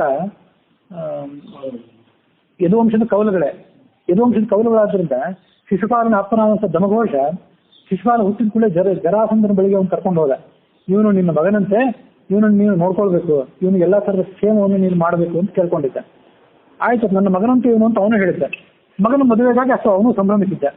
ಆ ಜರಾಸಂಧನು ಕೂಡ ನೀನೇನೋ ಮದುವೆ ಮಾಡಿಕೊಡ್ತೀನಿ ಅಂತ ಹೇಳ್ತಾ ಇದ್ದಿ, ಆದ್ರೆ ಕೃಷ್ಣ ಈ ರುಕ್ಮಿಣಿಯನ್ನ ಅಪಹಾರ ಮಾಡ್ಕೊಂಡು ಹೋಗೋದು ನಿಶ್ಚಿತ. ಆವಾಗ ನೀನು ಏನು ಮಾಡುವನಿದ್ದೆ? ಇವನು ಅನೇಕ ಅವತಾರಗಳನ್ನು ತಾಳಿದ್ದಾನೆ. ಕೃಷ್ಣ ಹಿಂದೆ ಅನೇಕ ಅವತಾರಗಳನ್ನು ತಾಳಿದ್ದಾನೆ, ಅನೇಕ ಅವತಾರಗಳನ್ನು ತಾಳಿ ದೇವತೆಗಳಿಗೆ ಸಹಾಯ ಮಾಡಿದ್ದಾನೆ. ನೀವು ಆ ಕೃಷ್ಣನನ್ನ ಒಣಗಿದ ಆಯುಧದಿಂದಾಗಲಿ ಹಸಿ ಆಯುಧದಿಂದಾಗಲಿ ಸಂಹಾರ ಮಾಡುವಂತೆ ಯಾವುದರಿಂದೂ ಸಾಧ್ಯವಿಲ್ಲ ಅಂತ ಮಹಾಪರಾಕ್ರಮಿ ಅವನು. ಹಿರಣ್ಯಕಶಿಪು ಮೊದಲಾದವರನ್ನು ಸಂಹಾರ ಮಾಡಿದವನು. ವ್ಯತ್ಯಾಸ ಮಾಡಿ ಹೇಳಿದೆ, ಹಿರಣ್ಯಕಶಿಪುವನ್ನ ಒಣಗಿದ ಆಯುಧದಿಂದಾಗಲಿ ಹಸಿ ಆಯುಧದಿಂದಾಗಲಿ ಹಗಲಾಗಲಿ ರಾತ್ರಿ ಆಗಲಿ ಸಂಹಾರ ಮಾಡ್ಲಿಕ್ಕೆ ಸಾಧ್ಯ ಇರಲಿಲ್ಲ. ಅಂತ ಹಿರಣ್ಯಕಶಿಪುವನ್ನ ಈ ಕೃಷ್ಣ ವಿಷ್ಣು ನರಸಿಂಹ ರೂಪದಿಂದ ಸಂಹಾರ ಮಾಡಿದವನು ಮಹಾಪರಾಕ್ರಮಿ. ಬಲಿಚಕ್ರವರ್ತಿಯನ್ನ ಅವನು ದಮನ ಮಾಡಿದ, ಅದನ್ನು ನೋಡ್ಬೇಕು ನಾವು. ಮಹಾಪರಾಕ್ರಮಿಯಾದಂತಹ ರಾವಣನನ್ನು ಸೋಲಿಸಿದಂತಹ ಕಾರ್ತವೀರ್ಯಾರ್ಜುನನನ್ನ ಈ ವಿಷ್ಣುವೇ ವಾಮನ ರೂಪಿಯಾಗಿ ಪರಶುರಾಮ ರೂಪದಿಂದ ಬಂದು ಅವನನ್ನ ಆ ಈ ಕಾರ್ತವೀರ್ಯಾರ್ಜುನನ್ನ ಸಂಹಾರ ಮಾಡಿದ. ಇಕ್ಷ್ವಾಕು ವಂಶದಲ್ಲಿ ಇವನೇ ರಾಮನಾಗಿ ಜನಿಸಿದ್ದ. ಆವಾಗ ರಾಮನ ಮೊದಲಾದಂತಹ ರಾಕ್ಷಸರ ಸಂಹಾರ ಮಾಡಿದ. ಮುಂದೆ ದೇವತೆಗಳ ನಡುವೆ ಮತ್ತು ರಾಕ್ಷಸರ ನಡುವೆ ಯುದ್ಧವಾದಾಗ ಅಲ್ಲೂ ಕೂಡ ಕಾಲನೇಮಿ ಎನ್ನುವಂಥ ದೊಡ್ಡ ರಾಕ್ಷಸನನ್ನು ಸಂಹಾರ ಮಾಡಿದ. ವರಿಷ್ಠ, ಧೇನುಕ, ಪ್ರಲಂಬ ಮೊದಲಾದಂತಹ ರಾಕ್ಷಸರನ್ನು ಕೂಡ ಇವನೇ ಸೆರೆ ಬಡಿದಿದ್ದಾನೆ. ಇದು ಇವನು ಪರಾಕ್ರಮ. ಶಾಣೂರ, ಮುಷ್ಟಿಕ ಮೊದಲಾದವರು ಇವನು ಎದುರಿಗೆ ನಿಂತು ಹೇಳಿ ಹೆಸರಿಲ್ಲದಂತೆ ಆಗಿ ಹೋದ್ರು. ಯಾವಾಗಲೂ ಛದ್ಮವೇಷಗಳನ್ನು ತಾಳ್ತಾ ಇರ್ತಾನೆ ಇವನು. ಛದ್ಮವೇಷಗಳನ್ನು ತಾಳಿ ಇವನು ಎಲ್ಲರನ್ನು ಸಂಹಾರ ಮಾಡ್ತಾನೆ. ಹಾಗಾಗಿ ಆ ನಾರಾಯಣನೇ ಕೃಷ್ಣನಾಗಿ ಬಂದು ಇಲ್ಲಿ ಜನಿಸಿದ್ದಾನೆ ಅಂತ ನನ್ನ ಈ ಒಂದು ಅಭಿಪ್ರಾಯ ಇದೆ. ಹೀಗೆ ಆ ಗರುಡ ವಾಹನವಾದಂಥ ಕೃಷ್ಣನ ಮುಂದೆ ಯಾರು ನಿಲ್ಲಲಿಕ್ಕೆ ಸಾಧ್ಯ ಅಂತ ಜರಾಸಂಧ ತನ್ನ ಅಭಿಪ್ರಾಯವನ್ನು ಹೇಳ್ಕೊಂಡ. ಆಗ ಮಹಾಪ್ರಾಜ್ಞನಾದಂತಹ ಸುನೀತ ಅವನು ಅಲ್ಲಿ ಎದ್ದು ನಿಂತು ಮಾತಾಡಿದ. ಸುನೀತ ಅಂತ ಇಷ್ಟೇ ಬರೆದಿದ್ದಾರೆ ಈ ವ್ಯಾಖ್ಯಾನದಲ್ಲಿ, ಹರಿವಂಶದ ಈ ವ್ಯಾಖ್ಯಾನದಲ್ಲಿ. ಆ ಸುನೀತ ಅಂದ್ರೆ ಯಾರು ಅಂತ ಬರ್ದಿಲ್ಲ. ವಾಸ್ತವಿಕವಾಗಿ ಸುನೀತ ಅಂದ್ರೆ ಶಿಶುಪಾಲನೆ. ಶಿಶುಪಾಲನೆಗೆ ಸುನೀತ ಅಂತ ಹೆಸರು, ಚೇದಿ ಧೂಮಾರ ಅಂತ ಹೆಸರು, ಚೈದ್ಯ ಅಂತ ಹೆಸರು, ಹೀಗೆಲ್ಲ ಹೆಸರುಗಳಿದ್ದು ಅಂತಿದೆ. ಅದನ್ನ ಅವ್ರು ಬರೀಬೇಕಾಗಿತ್ತು, ಬರೆದಿಲ್ಲ. ಭಾಗವತದ ವ್ಯಾಖ್ಯಾನದಲ್ಲಿ ಮತ್ತು ಈ ತಾತ್ಪರ್ಯ ವ್ಯಾಖ್ಯಾನದಲ್ಲಿ ಅವನೇ ಶಿಶುಪಾಲನೆಗೆ ಸುನೀತ ಅಂತ ಹೆಸರು ಅಂತ ಇದೆ. ಅವನು ಎದ್ದು ನಿಂತ ಹೇಳಿದ, ಮಹಾಬಾಹುವ ಅಂತ ಮಗಧರಾಜನಾದಂತ ಜರಾಸಂಧ ಎಲ್ಲಾ ವಿಷಯಗಳನ್ನ ಸರಿಯಾಗಿ ಹೇಳ್ತಾನೆ. ಗೋಮಂತಕ ಪರ್ವತದಲ್ಲಿ ಏನೇನಾಯ್ತು ಅನ್ನೋದಕ್ಕೆ ನಾವೆಲ್ಲರೂ ಸಾಕ್ಷಿಯಾಗಿದ್ದೇವೆ, ಎಲ್ಲರೂ ಸೋತಿದ್ದೇವೆ. ನನ್ನ ಸೋಲಿಗೆ ನೀವು ಸಾಕ್ಷಿ, ನಿಮ್ಮ ಸೋಲಿಗೆ ನಾನು ಸಾಕ್ಷಿ. ಗರುಡ ಇಲ್ಲಿ ಬಂದಾಗಲೇ ಅವನ ರೆಕ್ಕೆಗಳ ಬಡಿತದ ಗಾಳಿಗೆ ನಾವೆಲ್ಲರೂ ಧರಾಶಾಯಿಗಳಾಗಿ ಬಿಟ್ಟೆವು. ಇದನ್ನ ನಾವೆಲ್ಲರೂ ನೋಡಿದ್ದೇವೆ. ಏನೋ ದೊಡ್ಡ ಉತ್ಪಾತ ಆಯ್ತೇನೋ ಅನ್ನುವಷ್ಟು ಹಾವಳಿ ಮಾಡಿದ ಗರುಡ. ಹೀಗೆ ಕೃಷ್ಣ ಕವಚವನ್ನು ಧರಿಸಿ ಆ ಗರುಡಿನ ಮೇಲೆ ಕೂತ್ಕೊಂಡು ಏನಾದರೂ ಯುದ್ಧ ಪ್ರಾರಂಭ ಮಾಡಿಬಿಟ್ರೆ ನಮ್ ಗತಿ ಏನು? ನಾವೆಲ್ಲರೂ ಅವನನ್ನು ಎದುರಿಸೋದು ಹೇಗೆ? ಸ್ವಯಂವರ ಅಂದ್ರೆ ರಾಜರಿಗೆ ಒಂದು ದೊಡ್ಡ ಉತ್ಸವನೇ ಇದು. ಆದ್ರೆ ಆ ಉತ್ಸವದಲ್ಲಿ ನಾವು ಸಂತೋಷವನ್ನು ಅನುಭವಿಸೋದು ಹೇಗೆ? ಈಗ ಕುಂದಿನಪುರಕ್ಕೆ ಕೃಷ್ಣ ಒಬ್ಬ ಮಹಾಪರಾಕ್ರಮಿಯಾಗಿ ಬಂದಿದ್ದಾನೆ. ಕೃಷ್ಣನಲ್ಲದೆ ಬೇರೆ ಯಾರಿಗಾದ್ರೂ ಆ ರುಕ್ಮಿಣಿಯನ್ನು ಕೊಡುವಂತ ಪ್ರಸಂಗ ಬಂದ್ರೆ ಕೃಷ್ಣ ಯುದ್ಧ ಮಾಡ್ತಾನೆ. ಯುದ್ಧ ಮಾಡಿದಾಗ ಅವನನ್ನ ಸೋಲಿಸುವಂತ ಶಕ್ತಿ ಯಾರಿಗಿದೆ ಅದನ್ನ ನಾವು ವಿಚಾರ ಮಾಡಬೇಕು. ಹಾಗಾಗಿ ಕೃಷ್ಣ ಈಗ ಈ ಸ್ವಯಂವರಕ್ಕೆ ಬಂದದ್ದು ನಮ್ಗೆ ಯಾರಿಗೂ ಸಹನ ಆಗುವಂತ ವಿಷಯ ಅಲ್ಲ. ಆದ್ರೆ ನಾವು ಮಾಡ್ಬೇಕೇನು, ನಮಗಿದು ಸಹನೆ ಆಗ್ತಾ ಇಲ್ಲ, ನಮ್ಗಿದನ್ನು ಕಳ್ಕೊಳ್ಳಿಕ್ಕೆ ಆಗ್ತಿಲ್ಲ ಅಂತ ಬರೇ ಬಾಯಿ ಮಾತಾಡಿ ಉಪಯೋಗ ಇಲ್ಲ. ನಾವು ಏನು ಮಾಡಬೇಕು ಅಂತ ಆ ಶಿಶುಪಾಲನು ಕೂಡ ತನ್ನ ಅಭಿಪ್ರಾಯವನ್ನು ವ್ಯಕ್ತ ಮಾಡಿದ. ಅಲ್ಲಿಗೆ 48ನೇ ಅಧ್ಯಾಯ ಮುಕ್ತಾಯವಾಗಿದೆ. 49ನೇ ಅಧ್ಯಾಯ ಕರುಷ ದೇಶದ ಅಧಿಪತಿಯಾದಂತಹ ದಂತವಕ್ರ ಅನ್ನುವಂಥವನು ತನ್ನ ಅಭಿಪ್ರಾಯವನ್ನು ಈ ರಾಜ್ಯಸಭೆಯಲ್ಲಿ ಹೇಳಿದ ಅಂತಿದೆ. ಆ ಸೇನಿ ರಾಜ್ಯ ಮತ್ತು ಕರುಷ ರಾಜ್ಯ ಅವೆಲ್ಲವೂ ಅಲ್ಲೇ ಅಕ್ಕಪಕ್ಕದ ರಾಜ್ಯಗಳೇ. ಮಗಧ ನರೇಶ ಮತ್ತು ಶಿಶುಪಾಲ ಹೇಳಿದ ಮಾತನ್ನು ಯುಕ್ತಿಯುಕ್ತವಾಗಿಯೇ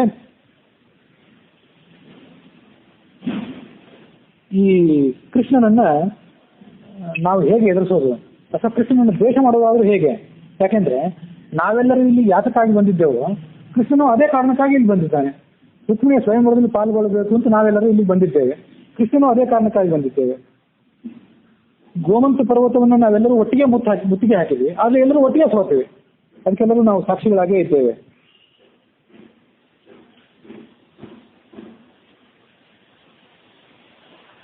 ಈ ಹಿಂದೆ ಕೃಷ್ಣ ಅನೇಕ ಜನ ರಾಕ್ಷಸರನ್ನು ಸಂಹಾರ ಮಾಡಿದ್ದಾನೆ. ನಾವೆಲ್ಲರೂ ಕೂಡ ಮಥುರಾಪಟ್ಟಣಕ್ಕೆ ಮುತ್ತಿಗೆ ಹಾಕಿದ್ವಿ, ಆದ್ರೆ ನಮ್ಮೆಲ್ಲರನ್ನು ಅವನು ಸೋಲಿಸಿದ. ಎಷ್ಟೋ ಬಾರಿ ನಮ್ಮನ್ನ ವಂಚನೆ ಮಾಡಿ ಅವನು ಈ ಕೃಷ್ಣ ಬಲರಾಮ ಇಬ್ರು ಕೂಡ ಓಡಿ ಹೋಗಿ ಆ ಗೋಮಂತಕ ಪರ್ವತದ ಮೇಲೆ ಇದ್ದು ಮತ್ತೆ ಅಲ್ಲಿ ಕೂಡ ನಮ್ಮನ್ನು ಮೋಸ ಮಾಡಿದ್ರು, ನಮ್ಮನ್ನು ಅವ್ರು ಸೋಲಿಸಿದ್ರು. ಅದು ಏನೇ ಇದ್ರು ನಾವು ಆ ಜನಾರ್ದನನ್ನು ನಾವೇಕೆ ದೋಷ ಮಾಡಬೇಕು, ನಾವೇಕೆ ಅವನನ್ನು ನಿಂದನೆ ಮಾಡಬೇಕು ಅಂತ ದಂತವಕ್ರ ಕೇಳಿದ ಅಂತಿದೆ. ಶಾಸ್ತ್ರೀಯ ನಿರ್ಣಯದಲ್ಲಿ ಬರೋ ಮಾಹಿತಿಯಂತೆ ಆ ಶಿಶುಪಾಲ ಮತ್ತು ದಂತವಕ್ತರು ಇದ್ರಲ್ಲ, ಅವರಿಬ್ರು ರಾಕ್ಷಸರು ಹೌದು, ಅವರಿಬ್ರು ಜಯ ವಿಜಯರು ಕೂಡ ಇದ್ರು. ಹಾಗಾಗಿ ಒಮ್ಮೊಮ್ಮೆ ಅವರಿಗೆ ಆ ಜಯ ವಿಜಯರ ಸ್ವರೂಪ ಮೇಲೆ ಇದ್ದಾಗ ಭಗವಂತನ ಮೇಲೆ ಅವರು ಸ್ತೋತ್ರ ಮಾಡ್ಲಿಕ್ಕೆ ಪ್ರಾರಂಭ ಮಾಡ್ತಿದ್ರು. ತಮ್ಮ ಮೂಲ ಸ್ವರೂಪವನ್ನು ಮರೆತು ಭಗವಂತನ ಸ್ತೋತ್ರ ಮಾಡ್ಲಿಕ್ಕೆ ಪ್ರಾರಂಭ ಮಾಡ್ತಿದ್ರು ಅಂತ ಕಥೆ ಇದೆ.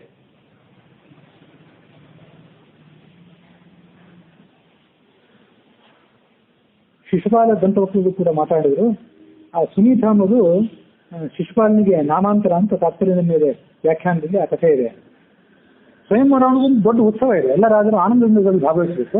ಅದು ಬಿಟ್ಟು ಕೃಷ್ಣನ ಮೇಲೆ ನಾವು ಯುದ್ಧ ಮಾಡ್ತೀವಿ ಅಂತ ಅನ್ನೋದು ಸರಿಯಲ್ಲ. ಇದು ಅವರವರ ಆ ರಾಜರ ಅಭಿಪ್ರಾಯ, ಶಿಶುಪಾಲ ದಂತವಕ್ರ ಮೊದಲಾದ ರಾಜರ ಅಭಿಪ್ರಾಯ ಇದು.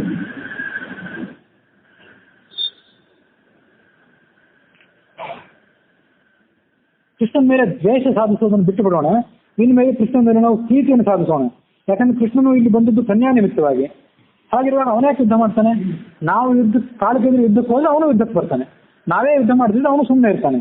ಇದು ಶಿಶುಪಾಲನ ಮಾತು, ಇದು ದಂತವಕ್ತನ ಮಾತು. ಇದು ಎಂದು ಇಷ್ಟು ಸೌಮ್ಯವಾಗಿ ಕೃಷ್ಣನ ಪರವಾಗಿ ಎಂದು ಮಾತನಾಡಿದವನಲ್ಲ ಅವನು. ಕೃಷ್ಣ ಸಾಮಾನ್ಯ ಮನುಷ್ಯನೇ ಅಲ್ಲ, ಈತನು ದೇವತಾ ಪುರುಷ. ಇವನು ಮತ್ತೇಸ್ಮಿನ್ ಪುರುಷ ಎಂದೋಸು ನಕಶ್ಚಿತ್ ಪ್ರಾಕೃತವನರಹ, ಪ್ರಾಕೃತ ಮನುಷ್ಯನೇ ಅಲ್ಲ ಇವನು ಅಂತ ಭಗವಂತನ ದಿವ್ಯವಾದ ಸ್ವರೂಪದ ಬಗ್ಗೆ ಆ ದಂತವಕ್ರ ಮಾತನಾಡಿ ಪ್ರಾರಂಭ ಮಾಡಿದ.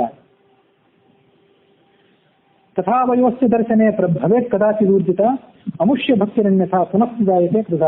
ಏನ್ ಮಾಡೋದು? ಕೃಷ್ಣನನ್ನು ನೋಡಿದ್ರೆ ಕೆಲವು ಸಲ ನಮಗೆ ಸಿಟ್ಟು ಉಕ್ಕಿ ಇರ್ತದೆ, ಮತ್ತೆ ಕೆಲವು ಸಲ ಕೃಷ್ಣನನ್ನು ನೋಡಿದಾಗ ನಮ್ಮಿಬ್ಬರಿಗೂ, ಶಿಶುಪಾಲ ದಂತವಕ್ತರಿಬ್ಬರಿಗೂ ಭಕ್ತಿಯು ಉಕ್ಕಿ ಇರೋದಿದೆ.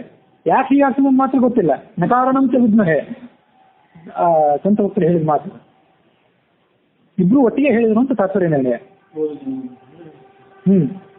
ಕೃಷ್ಣ ಸರ್ವೋತ್ತಮ ಅನ್ನೋದ್ರಲ್ಲಿ ಮಾತ್ರ ಏನು ನಮ್ಗೆ ವಿವಾದ ಇಲ್ಲ. ನ ಸಂಶಯ ಪರೋಹರಿಹಿ, ಭಗವಂತ ಸರ್ವೋತ್ತಮ, ಅದ್ರ ಬಗ್ಗೆ ಮಾತ್ರ ಏನೂ ಸಂದೇಹವೇ ಇಲ್ಲ. ಹಾಗಾಗಿ ನಮ್ಮ ಸುಖ ನೆಮ್ಮದಿ ನಮ್ಗೆ ಏನಾದ್ರು ದೊರೆಯಬೇಕು ಅಂತಿದ್ರೆ ನಾವು ಕೃಷ್ಣನ ಶರಣಾಗತರಾಗಿ ಬಿಡೋಣ, ಶತ್ರುತ್ವವನ್ನು ಬಿಟ್ಟು ಬಿಡೋಣ.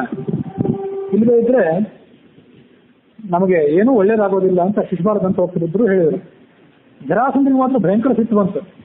ಈ ಶಿಶುಪಾಲ ದಂತವಕ್ತರಿಬ್ರು ಸುಟ್ಟು ಬಿಡುವಂತ ನೋಡಿದ ಅವನು. ಏನು ನನ್ನ ಶಿಷ್ಯರಾಗಿ ಇದ್ರು ಈ ಥರ ಮಾತಾಡ್ತಾರಲ್ಲ, ಕೃಷ್ಣನ ಪರವಾಗಿ ಮಾತಾಡ್ತಾರಲ್ಲ.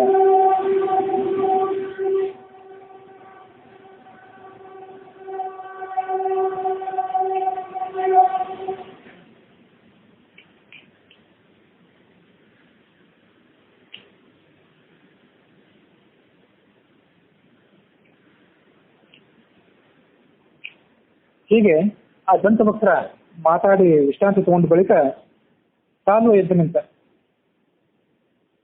ಎಂತ ಮಾತಾಡ್ತಿದ್ದೀರಿ ನೀವು? ಕೃಷ್ಣನಿಗೆ ಹೆದರಿ ನಾವು ನಮ್ಮ ಶಸ್ತ್ರಾಸ್ತ್ರಗಳನ್ನು ಕೆಳಗಿಟ್ಟು ಅವನಿಗೆ ಶರಣಾಗತರಾಗೋದಾ? ನಮ್ಮಂತ ರಾಜರಿಗೆ ಇದು ಉಚಿತವೋ ಹೇಗೆ ಅದನ್ನ ವಿಚಾರ ಮಾಡಿ ಅಂತ ಹೇಳಿದ ಸಾಲ್ವ. ನಾವು ನಮ್ಮನ್ನೇ ನಿಂದನೆ ಮಾಡಿಕೊಂಡು ನಮ್ಮ ಸಾಮರ್ಥ್ಯವನ್ನ ಕೀಳರಿಮೆಯಿಂದ ಕಡೆಗಣಿಸಿ ಶತ್ರುವನ್ನು ಸ್ತೋತ್ರ ಮಾಡೋದ್ರಿಂದ ನಮ್ಗೇನು ಒಳ್ಳೇದಾಗ್ತದೆ, ನೀವು ಯಾಕೆ ಹೀಗೆ ಮಾಡ್ತಾ ಇದ್ದೀರಿ ಅಂತ ಶಿಶುಪಾಲ ದಂತಭಕ್ತರಿಗೆ ಸಾಲ್ವ ಹೇಳಿದೆ. ಕೃಷ್ಣ ಸರ್ವೋತ್ತಮ ಅಂತ ನೀವೆಲ್ಲ ವರ್ಣನೆ ಮಾಡ್ತಿದ್ದೀರಲ್ಲ, ಅದೇನು ನಿಮಗೆ ಒಬ್ರಿಗೆ ಗೊತ್ತಿರುವಂತ ಸಂಗತಿ ಅಲ್ಲ, ನನಗೂ ಅದು ಗೊತ್ತು ಅಂತ ಹೇಳಿದ ಅವನು ಸಾಲ್ವ. ಆದ್ರೆ ನಾವು ದ್ವೇಷ ಮಾಡೋದು ಮಾತ್ರ ಬಿಡೋದಿಲ್ಲ ಅಂತ ಅವನ ಅಭಿಪ್ರಾಯ. ಅಹಂ ಜಾನಾಮಿ ವೈ ಕೃಷ್ಣಂ ಆದಿದೇವಂ ಸನಾತನಂ ಪ್ರಭುಂ ಸರ್ವಾಮರೇಂದ್ರಾಣಂ ನಾರಾಯಣ ಪರಾಯಣಂ. ಎಲ್ಲ ದೇವತೆಗಳಿಗೂ ಪ್ರಧಾನನಾದವನು, ಎಲ್ಲ ದೇವತೆಗಳಿಗೂ ಆದಿ ಅಂತಂದ್ರೆ ಈ ವಿಷಯವನ್ನ ನಾನು ಕೂಡ ತಿಳಿದಿದ್ದೇನೆ. ಅವನು ಭೂಭಾರವನ್ನು ಪರಿಹಾರ ಮಾಡುವ ಸಲುವಾಗಿ, ಕಂಸಾದಿಗಳನ್ನು ಸಂಹಾರ ಮಾಡುವ ಸಲುವಾಗಿ ದೇವಕಿ ಗರ್ಭದಲ್ಲಿ ಹುಟ್ಟಿದ್ದಾನೆ ಅನ್ನೋ ಸಂಗತಿಯೂ ನನಗೆ ಗೊತ್ತು. ಕೃಷ್ಣ ಏನು ಮುಂದೆ ಮಾಡುವನಿದ್ದಾನೆ ಅನ್ನೋದೆಲ್ಲವೂ ನನಗೆ ಗೊತ್ತು. ತತ್ವಂ ಜಾನಾನಿ ರಾಜೇಂದ್ರಾಹ ಕಾಲೇನ ಆಯುಕ್ಷಯೋ ಭವೇ ನಾಕಾಲಯ ಬೇರೆ ಕಶ್ಚಿತ್ ಪ್ರಾಪ್ತೇ ಕಾಲೇ ನ ಜೀವತೆ. ಹೌದು, ಕೃಷ್ಣ ಭೂಭಾರ ಹರಣಕ್ಕಾಗಿ ಅವತಾರ ಮಾಡಿದ್ದಾನೆ ಅನ್ನೋದು ಹೌದು. ಆದ್ರೆ ಯಾವುದೇ ಜೀವಿ ಸಾಯಬೇಕಾದ್ರೆ ಕಾಲ ಬಂದಾಗ ಜೀವಿ ಸಾಯ್ತಾನೆ. ಕಾಲ ಬರದ ಹೊರತು ಯಾರೂ ಸಾಯೋದಿಲ್ಲ. ಯಾವ ದುರ್ಬಲನಾದ್ರೂ ಕಾಲ ಬರದ ಹೊರತು ಸಾಯೋದಿಲ್ಲ. ಎಂಥ ಬಲಿಷ್ಠನಾದ್ರೂ ಕಾಲ ಬಂದಾಗ ಸತ್ತೇ ಸಾಯ್ತಾನೆ. ಹಾಗಿರುವಾಗ ನಾವು ಯಾರಿಗೂ ಭಯ ಪಡಬೇಕಾಗಿಲ್ಲ. ಮಹಾವಿಷ್ಣುವೇ ದೈತ್ಯರ ತಪಸ್ಸಿನ ಫಲವು ಕ್ಷೀಣವಾದಾಗ ಅವರನ್ನ ಸಂಹಾರ ಮಾಡ್ತಾನೆ. ಹಾಗಿರುವಾಗ ಅವನು ತನ್ನ ಕೆಲಸವನ್ನು ತಾನು ಮಾಡಲಿ, ಅವನು ಸಂಹಾರ ಮಾಡೋದನ್ನು ಮಾಡಲಿ, ನಮ್ಮ ಕೆಲಸವನ್ನು ನಾವು ಮಾಡೋಣ. ಮಹಾವಿಷ್ಣುವಿನ ದುಷ್ಟ ಶಿಕ್ಷಣ ಶಿಷ್ಟ ರಕ್ಷಣಾ ಕಾರ್ಯಗಳು ಈಗ ನಡೀತಾ ಇರ್ತವೆ. ನಾವು ಅದಕ್ಕೆ ಭಯ ಪಡಬೇಕು? ಹಾಗಾಗಿ ನಾವೀಗ ಏನು ಸದ್ಯ ಏನ್ ಮಾಡ್ಬೇಕು ಅನ್ನೋದು ಮಾತ್ರ ವಿಚಾರ ಮಾಡ್ಬೇಕು. ಕೃಷ್ಣ ತನ್ನ ಕೆಲಸವನ್ನು ತಾನು ಮಾಡಲಿ. ನಾವೇನು ಆಲೋಚನೆ ಮಾಡ್ಬೇಕು ಅಂದ್ರೆ, ಕೃಷ್ಣ ಯಾತಕ್ಕಾಗಿ ಇಲ್ಲಿಗೆ ಬಂದಿದ್ದಾನೆ? ಯುದ್ಧ ಮಾಡ್ಲಿಕ್ಕಾಗಿ ಅವನಿಲ್ಲಿ ಬಂದಿಲ್ಲ. ಅವನು ರಾಜಕನ್ಯೆಯ ಅಂತ ರುಕ್ಮಿಣಿಯನ್ನ ಕರ್ಕೊಂಡು ಹೊಲಿಕೊಂಡಿದ್ದಾನೆ. ಹಾಗಾಗಿ ರಾಜರ ನಡುವೆ ಪರಸ್ಪರವಾದಂತ ಪ್ರೀತಿ ಇರಲಿ ಅಂತ ಹೇಳಿದ. ಅವನು ಏನೋ ಮಾತಾಡ್ಲಿಕ್ಕೆ ಹೋಗಿ ಮತ್ತೆಲ್ಲೋ ಮಾತಾಡ್ಲಿಕ್ಕೆ ಪ್ರಾರಂಭ ಮಾಡಿದ. ಈ ಸಾಲ್ವನು ಕೂಡ ನಾವು ರಾಜರು ನಮ್ಮ ಸಾಮರ್ಥ್ಯವನ್ನು ನಾವು ಕಡೆಗಣಿಸಬಾರ್ದು, ಶತ್ರುವಿನ ಶಕ್ತಿಯನ್ನು ನಾವು ಹೊಗಳಬಾರ್ದು ಅಂತ ಹೇಳ್ತಾ ಇದ್ದವನು ಕೊನೆಗೆ ರಾಜರಲ್ಲಿ ಪರಸ್ಪರವಾದ ಪ್ರೀತಿ ಆವಿರ್ಭವಿಸಲಿ, ನಾವು ಪರಸ್ಪರ ದ್ವೇಷ ಮಾಡಬಾರದು ಅಂತ ಹೇಳಿಕ್ಕೆ ಪ್ರಾರಂಭ ಮಾಡಿಬಿಟ್ಟ. ಆದ್ರೆ ಭೀಷ್ಮಕ ಮಾತ್ರ ಸುಮ್ಮನೆ ಕೂತಿದ್ದ, ಏನೂ ಹೇಳಲಿಲ್ಲ. ಏನು ಅಭಿಪ್ರಾಯ ಹೇಳಬೇಕು? ಯಾರ ವಿರೋಧ ಕಟ್ಕೊಂಡಾಗ್ತದೆ? ಜರಾಸಂಧ ಒಂದು ಕಡೆ, ಸಾಲ್ವ ಮತ್ತೊಂದು ಕಡೆ ಶಿಶುಪಾಲ, ಈ ಎಲ್ಲ ರಾಜರಲ್ಲಿ ನಡೆದಿದ್ದಾರೆ. ತಾನೇನು ಅಭಿಪ್ರಾಯ ಹೇಳಬೇಕು? ಅವನು ಸುಮ್ಮನೆ ಕೂತ್ಕೊಂಡಿದ್ದ.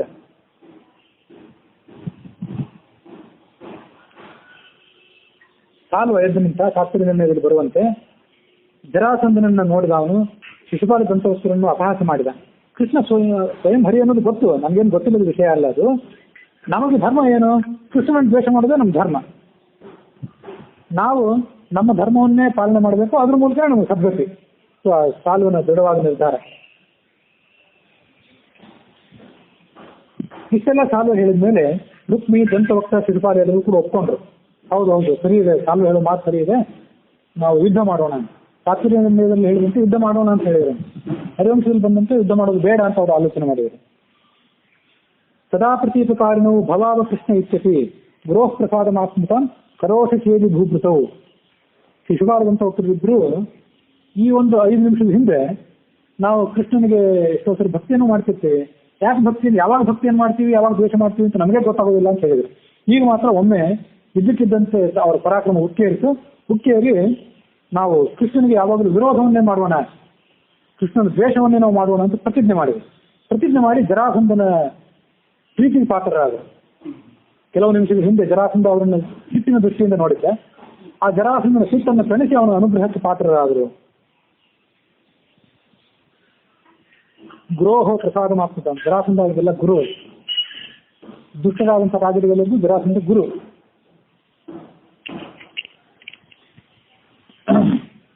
ಅಯಂ ತ್ರಿಲೋಕ ಸುಂದರ ಸ್ವರೂಪಿಣಿ ಚ ರುಕ್ಮಿಣಿ ಮುಖೇನ ಬಾಹುನಾಪ್ತೇಂ ಸಮಸ್ತ ಲೋಕಜಿದ್ವಶಿ. ಆಗ ಅವರೆಲ್ಲ ಆಲೋಚನೆ ಮಾಡಿದಂತ ರಾಜರು ಇವರೆಲ್ಲರೂ ಕೂಡ, ಕೃಷ್ಣ ಇವನು ತ್ರಿಭುವನ ಸುಂದರ, ಆ ರುಕ್ಮಿಣಿ ಕೂಡ ತ್ರಿಲೋಕ ಸುಂದರಿ. ಈ ಕೃಷ್ಣ ಎರಡೂ ರೀತಿಯಿಂದ ಜಗತ್ತನ್ನೆಲ್ಲವನ್ನೂ ವಶಪಡಿಸಿಕೊಳ್ಳುವಂಥವನು, ಜಗತ್ತನ್ನು ಗೆಲ್ಲುವಂಥವನು. ಹೇಗೆಂದ್ರೆ ಮುಖೇನ ಬಾಹುನ, ಬಹಳ ಪ್ರಸಿದ್ಧವಾದ ಬಹಳ ಮಾರ್ಮಿಕವಾದ ಮಾತಿದೆ. ಅವನು ಮುಗುಳ ಹತ್ರ ಅದೇ ಸಾಕು ಜಗತ್ತನ್ನು ಗೆಲ್ಲಲಿಕ್ಕೆ. ಅಥವಾ ಅವನು ಸುದರ್ಶನ ಚಕ್ರ ಎತ್ತಿದ್ರು ಸಾಕು. ಮುಗುಳು ನಗೆಗೆ ಎಷ್ಟೋ ಜನ ಶರಣಾದವರಿದ್ದಾರೆ. ಮುಗುಳ ನಗೆಗೆ ಆಗಲಾರದವರನ್ನ ತನ್ನ ಸುದರ್ಶನ ಚಕ್ರವನ್ನು ಎತ್ತಿ ಅವನು ಬಾಹು ಯುದ್ಧದಿಂದ ತನ್ನ ಪರಾಕ್ರಮದಿಂದ ಆತ ಸಂಹಾರ ಮಾಡ್ತಾನೆ. ಮುಖೇನ ಬಾಹುನಾಪ್ತಯಂ ಸಮಸ್ತ ಲೋಕಜಿತ್. ತಾನು ಮಾತ್ರ ವಶಿ, ತಾನು ಯಾರಿಗೂ ಮರುಳಾಗದವನಲ್ಲ, ತಾನು ಮಾತ್ರ ತನ್ನನ್ನು ಯಾವತ್ತು ನಿಗ್ರಹದಲ್ಲಿ ಇಟ್ಕೊಂಡವನು.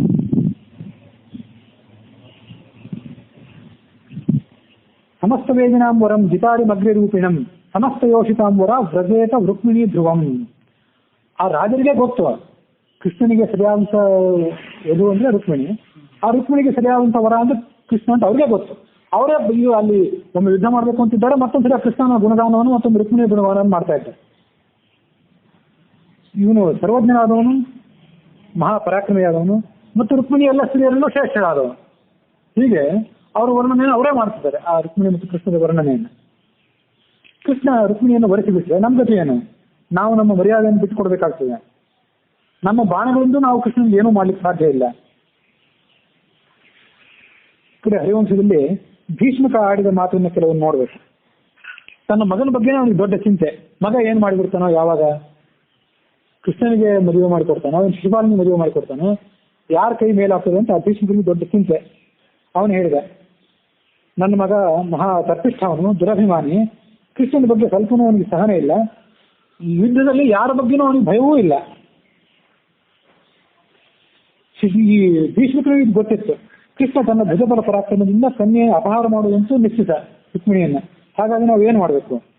ಇದನ್ನೆಲ್ಲ ಇಷ್ಟು ವಿಸ್ತಾರವಾಗಿ ಹೇಳೋದು ಯಾಕೆಂದ್ರೆ ಆ ರಾಜರ ಭೀಷ್ಮಕನ ಶಿಶುಪಾಲದಂತರಾದಿಗಳ ಮನಸ್ಸಿನ ದ್ವಂದ್ವ ಇತ್ತಲ್ಲ, ಅದನ್ನು ಸ್ವಲ್ಪ ಗಮನಿಸಬೇಕು ಅಂತ. ಹಾಗಿರುವಾಗ ನಾನೇನ್ ಮಾಡಬೇಕು?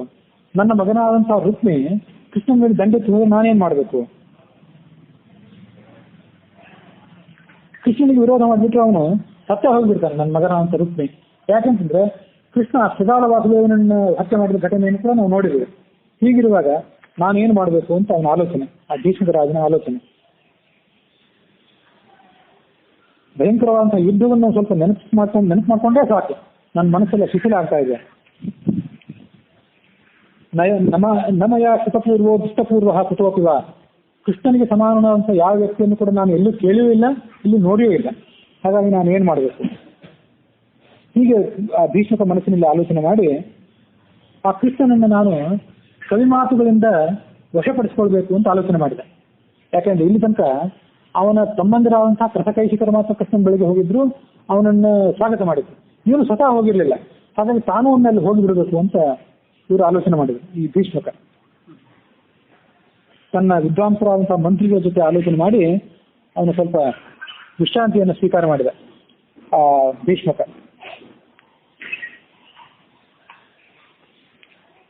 ಒಟ್ಟಾರೆ ಜರಾಸಂಧನ ಸೈನ್ಯದಲ್ಲಿ 3 ವಿಭಾಗ ಆಯಿತು ಅಂತ ಈ ಹರಿವಂಶದಲ್ಲಿದೆ. 3 ವಿಭಾಗ ಅಂದ್ರೆ ಏನು? ಜರಾಸಂಧನ ಪರವಾಗಿದ್ದವರು ಆ ಶಿಶುಪಾಲನಿಗೆ ರುಕ್ಮಿಣಿಯನ್ನು ಕೊಡಬೇಕು ಅಂತ ಅಂದ್ಕೊಂಡವರು ಕೆಲವರು, ಈ ಶಿಶುಪಾಲನಿಗೆ ಯಾಕೆ ಕೊಡಬೇಕು, ರುಕ್ಮಿಣಿಯನ್ನು ಕೃಷ್ಣನಿಗೆ ಕೊಡಬೇಕು ಅಂತಿದ್ದವರು ಇನ್ನು ಕೆಲವರು. ಅದು 2ನೇ ಭಾಗ. ಯಾರ್ಯಾರು ಕೊಳ್ಳಿ ನಮ್ಗೇನಾಗೋದಿದೆ, ನಾವು ಭೋಜನ ಮಾಡಿ ಹೋದ್ರಾಯ್ತು, ಮೃಷ್ಟಾನ್ನ ಇತರೇ ಜನ ಅಂತ ಆಲೋಚನೆ ಮಾಡಿದ್ರೆ ಇನ್ನು ಕೆಲವರು ಅಂತ. ಹೀಗೆ ಆ ದೊಡ್ಡ ಸಮುದ್ರದಂತೆ ಇಡೀ ಸೈನ್ಯದಲ್ಲಿ 3 ಭಾಗ ಆಯಿತು, ಮಾನಸಿಕವಾಗಿ 3 ಭಾಗ ಆಯಿತು ಅಂತ ಅಲ್ಲಿ ಕಥೆ ಇದೆ. ಅಂತೂ ಆ ರಾಜರ ಮನಸ್ಸಿನಲ್ಲಿ ಒಂದು ಭೇದ ಆಯ್ತಲ್ಲ, ಈ ಭೇದವನ್ನು ನೋಡಿ ಆ ಭೀಷ್ಮನಿಗೆ ಬಹಳ ಸಂತಾಪ ಆಯ್ತು. ಸಂತಾಪ ಆಗಿ ಈ ರಾಜರ ಮನೋಭೇದಕ್ಕೆ, ಮತಭೇದಕ್ಕೆ ನಾನೇ ಕಾರಣನಾದ್ನಲ್ಲ ಅಂತ ಆಲೋಚನೆ ಮಾಡ್ತಾ ಅವನು ಅಲ್ಲಿಂದ ಹೊರಟು ಹೋದ. ಈ ಸಂದರ್ಭದಲ್ಲಿ ಇಂದ್ರನ ದೂತರು ಬಂದರು. ಇಂದ್ರನ ದೂತರು ಬಂದು ಇಂದ್ರನ ಕಡೆಯಿಂದ ಒಂದು ಸಂದೇಶವನ್ನು ತಂದಿದ್ರು. ಅವರು ಆ ಸಂದೇಶವನ್ನು ಕೊಡುವುದಕ್ಕಾಗಿ ಅವರು ಈ ರಾಜರ ಸಭೆ ನಡೆದಿತ್ತಲ್ಲ ಅಲ್ಲಿಗೆ ಬಂದರು. ಅನ್ನೋಲ್ಲಿಗೆ ಹರಿವಂಶದ 49ನೇ ಅಧ್ಯಾಯದಲ್ಲಿ ಸಮಾಪ್ತವಾಗಿದೆ. ತಾತ್ಪರ್ಯದಲ್ಲಿ ಬರುವಂತೆ ಇವರೆಲ್ಲ ಏನು ಆಲೋಚನೆ ಮಾಡಿದ್ರು? ಕೃಷ್ಣ ರುಕ್ಮಿಣಿಯನ್ನು ಅಪಹಾರ ಮಾಡಿದ ಮೇಲೆ ನಮ್ಗೇನು ಮಾಡ್ಲಿಕ್ಕೆ ಬರೋದಿಲ್ಲ. ಬಾಣದಿಂದ ಅವನಿಗೆ ನಮ್ಮ ಪರಾಕ್ರಮದಿಂದ ಕೃಷ್ಣನಿಗೆ ತರಲಿಕ್ಕೆ ಸಾಧ್ಯ ಆಗೋದಿಲ್ಲ. ನಮಗೆ ಒಂದೇ ಮಾರ್ಗ, ಸ್ವಯಂವರಕ್ಕೆ ಕೃಷ್ಣನೇ ಬರಬಾರ್ದು, ಆ ಥರ ನಾವು ಮಾಡಬೇಕು. ಹೇಗೆ ಮಾಡಬೇಕು ಅಂತಂದ್ರೆ, ನಾವೆಲ್ಲ ದೊಡ್ಡ ದೊಡ್ಡ ಚಕ್ರವರ್ತಿಗಳಲ್ಲಿದ್ದೇವೆ. ನಮ್ಮ ನಡುವೆ ಆ ಕೃಷ್ಣ ಬಂದಾಗ ಅವನಿಗೆ ನಾವು ಆಸನನೇ ಕೊಡಬಾರ್ದು. ಕುತ್ಕೊಳ್ಳಿಕ್ಕೆ ಆಸನ ಕೊಡದೇ ಇದ್ದಾಗ ಅವಮಾನಿತನಾದಂಥ ಕೃಷ್ಣ ಓಡಿ ಹೋಗಿಬಿಡ್ತಾನೆ ಅಲ್ಲಿಂದ. ಅವನು ಹೋಗಿಬಿಟ್ರೆ ಸ್ವಯಂವರದಲ್ಲಿ ಅವನು ಭಾಗವಹಿಸದೇ ಇದ್ರೆ ಅವನಿಗೆ ರುಕ್ಮಿಣಿಯನ್ನು ಕೊಡೋ ಪ್ರಸಂಗವೇ ಇಲ್ಲ. ಹಾಗಾಗಿ ನಾವು ಶಿಶುಪಾಲನಿಗೆ ರುಕ್ಮಿಣಿಯನ್ನು ಕೊಟ್ಟು ಅನಾಯಾಸವಾಗಿ ಮದುವೆಯನ್ನು ಮಾಡಿಬಿಡಬಹುದು ಅಂತ ಅವ್ರ ಆಲೋಚನೆ. ನಗರ್ಪಮಾನ ಸಂಯುತ ಕೃಷ್ಣ ಮಹಾಸ್ವಾಭಿಮಾನಿ ಸಿಂಹಾಸನ ಸಿಗದೆ ಇದ್ದ ಹೋಗಿಬಿಡ್ತಾನೆ ಅಂತ ಅವ್ರ ಆಲೋಚನೆ. ಹೀಗೆ ಎಲ್ಲ ರಾಜರು ಕೂಡ ಈ ಒಂದು ನಿರ್ಧಾರವನ್ನು ತಗೊಂಡ್ರು.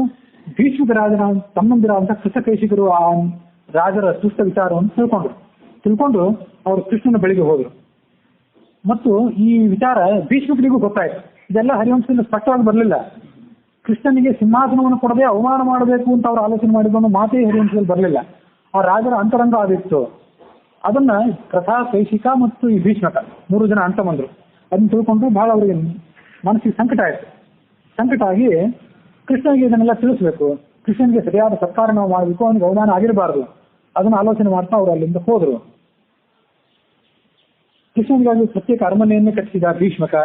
ಅಲ್ಲಿ ಕೃಷ್ಣನ ಆವಾಸವನ್ನು ಅವನು ಆಲೋಚನೆ ಮಾಡಿದ. ಕಥಕೈಶಿಕರಂತೂ ಏನು ಆಲೋಚನೆ ಮಾಡಿದ್ರಂದ್ರೆ, ಅವು ಈ ಹರಿವಂಶದಲ್ಲಿ ಕಾಣ್ತಾ ಇಲ್ಲ ಮಾಹಿತಿ. ನಮ್ಮ ಸಾಮ್ರಾಜ್ಯ 2 ಇದೆ, ಕಥಾ ಕೈಶಿಕ ಅಂತ 2 ಪ್ರತ್ಯೇಕ ಸಾಮ್ರಾಜ್ಯಗಳಿವೆ. ಅವೆರಡನ್ನು ಕೃಷ್ಣನಿಗೆ ಕೊಟ್ಟು ಪಟ್ಟಾಭಿಷೇಕ ಮಾಡಿಬಿಡೋಣ, ಕೃಷ್ಣ ರಾಜ ಆಗ್ತಾನೆ. ಅವಾಗ ಈ ದುಷ್ಟರಾದಂಥ ರಾಜರು ಕೃಷ್ಣ ರಾಜ ಅಲ್ಲ, ಅವನಿಗೆ ಸಿಂಹಾಸನ ಕೊಡೋದು ಬೇಡ ಅಂತ ಆಲೋಚನೆ ಮಾಡಿದ್ರೆ, ನಾವು ಕೃಷ್ಣನಿಗೆ ಪಟ್ಟಾಭಿಷೇಕ ಮಾಡಿಬಿಡೋಣ, ಮಾಡಿ ಅವನಿಗೆ ಸಿಂಹಾಸನ ಕೊಡೋಣ ಅಂತ ಆಲೋಚನೆ ಮಾಡಿದ್ರು. ಕೃಷ್ಣನ ಪಾದಕಮಲಗಳಿಗೆ ನಮಸ್ಕಾರ ಮಾಡಿ ಆ ಕೃಷ್ಣನಿಗಾಗಿ ಕಟ್ಟಿಸಿದಂಥ ಪ್ರತ್ಯೇಕ ಅರಮನೆಯಲ್ಲಿ ಅವನನ್ನ ಸ್ವಾಗತ ಮಾಡಿ ಅವನನ್ನ ಕೂಡಿಸ್ಕೊಂಡ್ರು ಅನ್ನೋಲ್ಲಿಗೆ ಆ ಭಾರತ ಶಾಸ್ತ್ರ 17ನೇ ಅಧ್ಯಾಯದ 31ನೇ ಶ್ಲೋಕ ಅಲ್ಲಿಗೆ ಸಮಾಪ್ತವಾಗಿದೆ. ಕೃಷ್ಣನ ಪಟ್ಟಾಭಿಷೇಕದ ಕೆಲವು ಕಾಲದ ಮೊದಲು ದೇವದೂತನಾದಂತಹ ಒಬ್ಬ ಅಲ್ಲಿಗೆ ಬಂದ. ಅವನು ಇಂದ್ರನ ಸಂದೇಶವನ್ನು ತಗೊಂಡು ಬಂದಿದ್ದ ಅಂತ ನಾವು ಆ ಮುಂದಿನ ಕಥೆಯಲ್ಲಿ ನೋಡ್ತೀವಿ. ದೇವದೂತ ಬಂದಂತಹ ಆ ಘಟನೆಯೊಂದಿಗೆ ಶಾಸ್ತ್ರ ನಿರ್ಣಯದ ಮುಂದಿನ ಭಾಗ ಮತ್ತು ಈ ಹರಿವಂಶದ ಮುಂದಿನ 50ನೇ ಅಧ್ಯಾಯ ಅದನ್ನು ನಾವು ನಾಳೆ ನೋಡೋಣ ಅನ್ನೋಲ್ಲಿಗೆ ಇವತ್ತಿನ ಕಥೆ ಸಮಾಪ್ತವಾಗಿದೆ.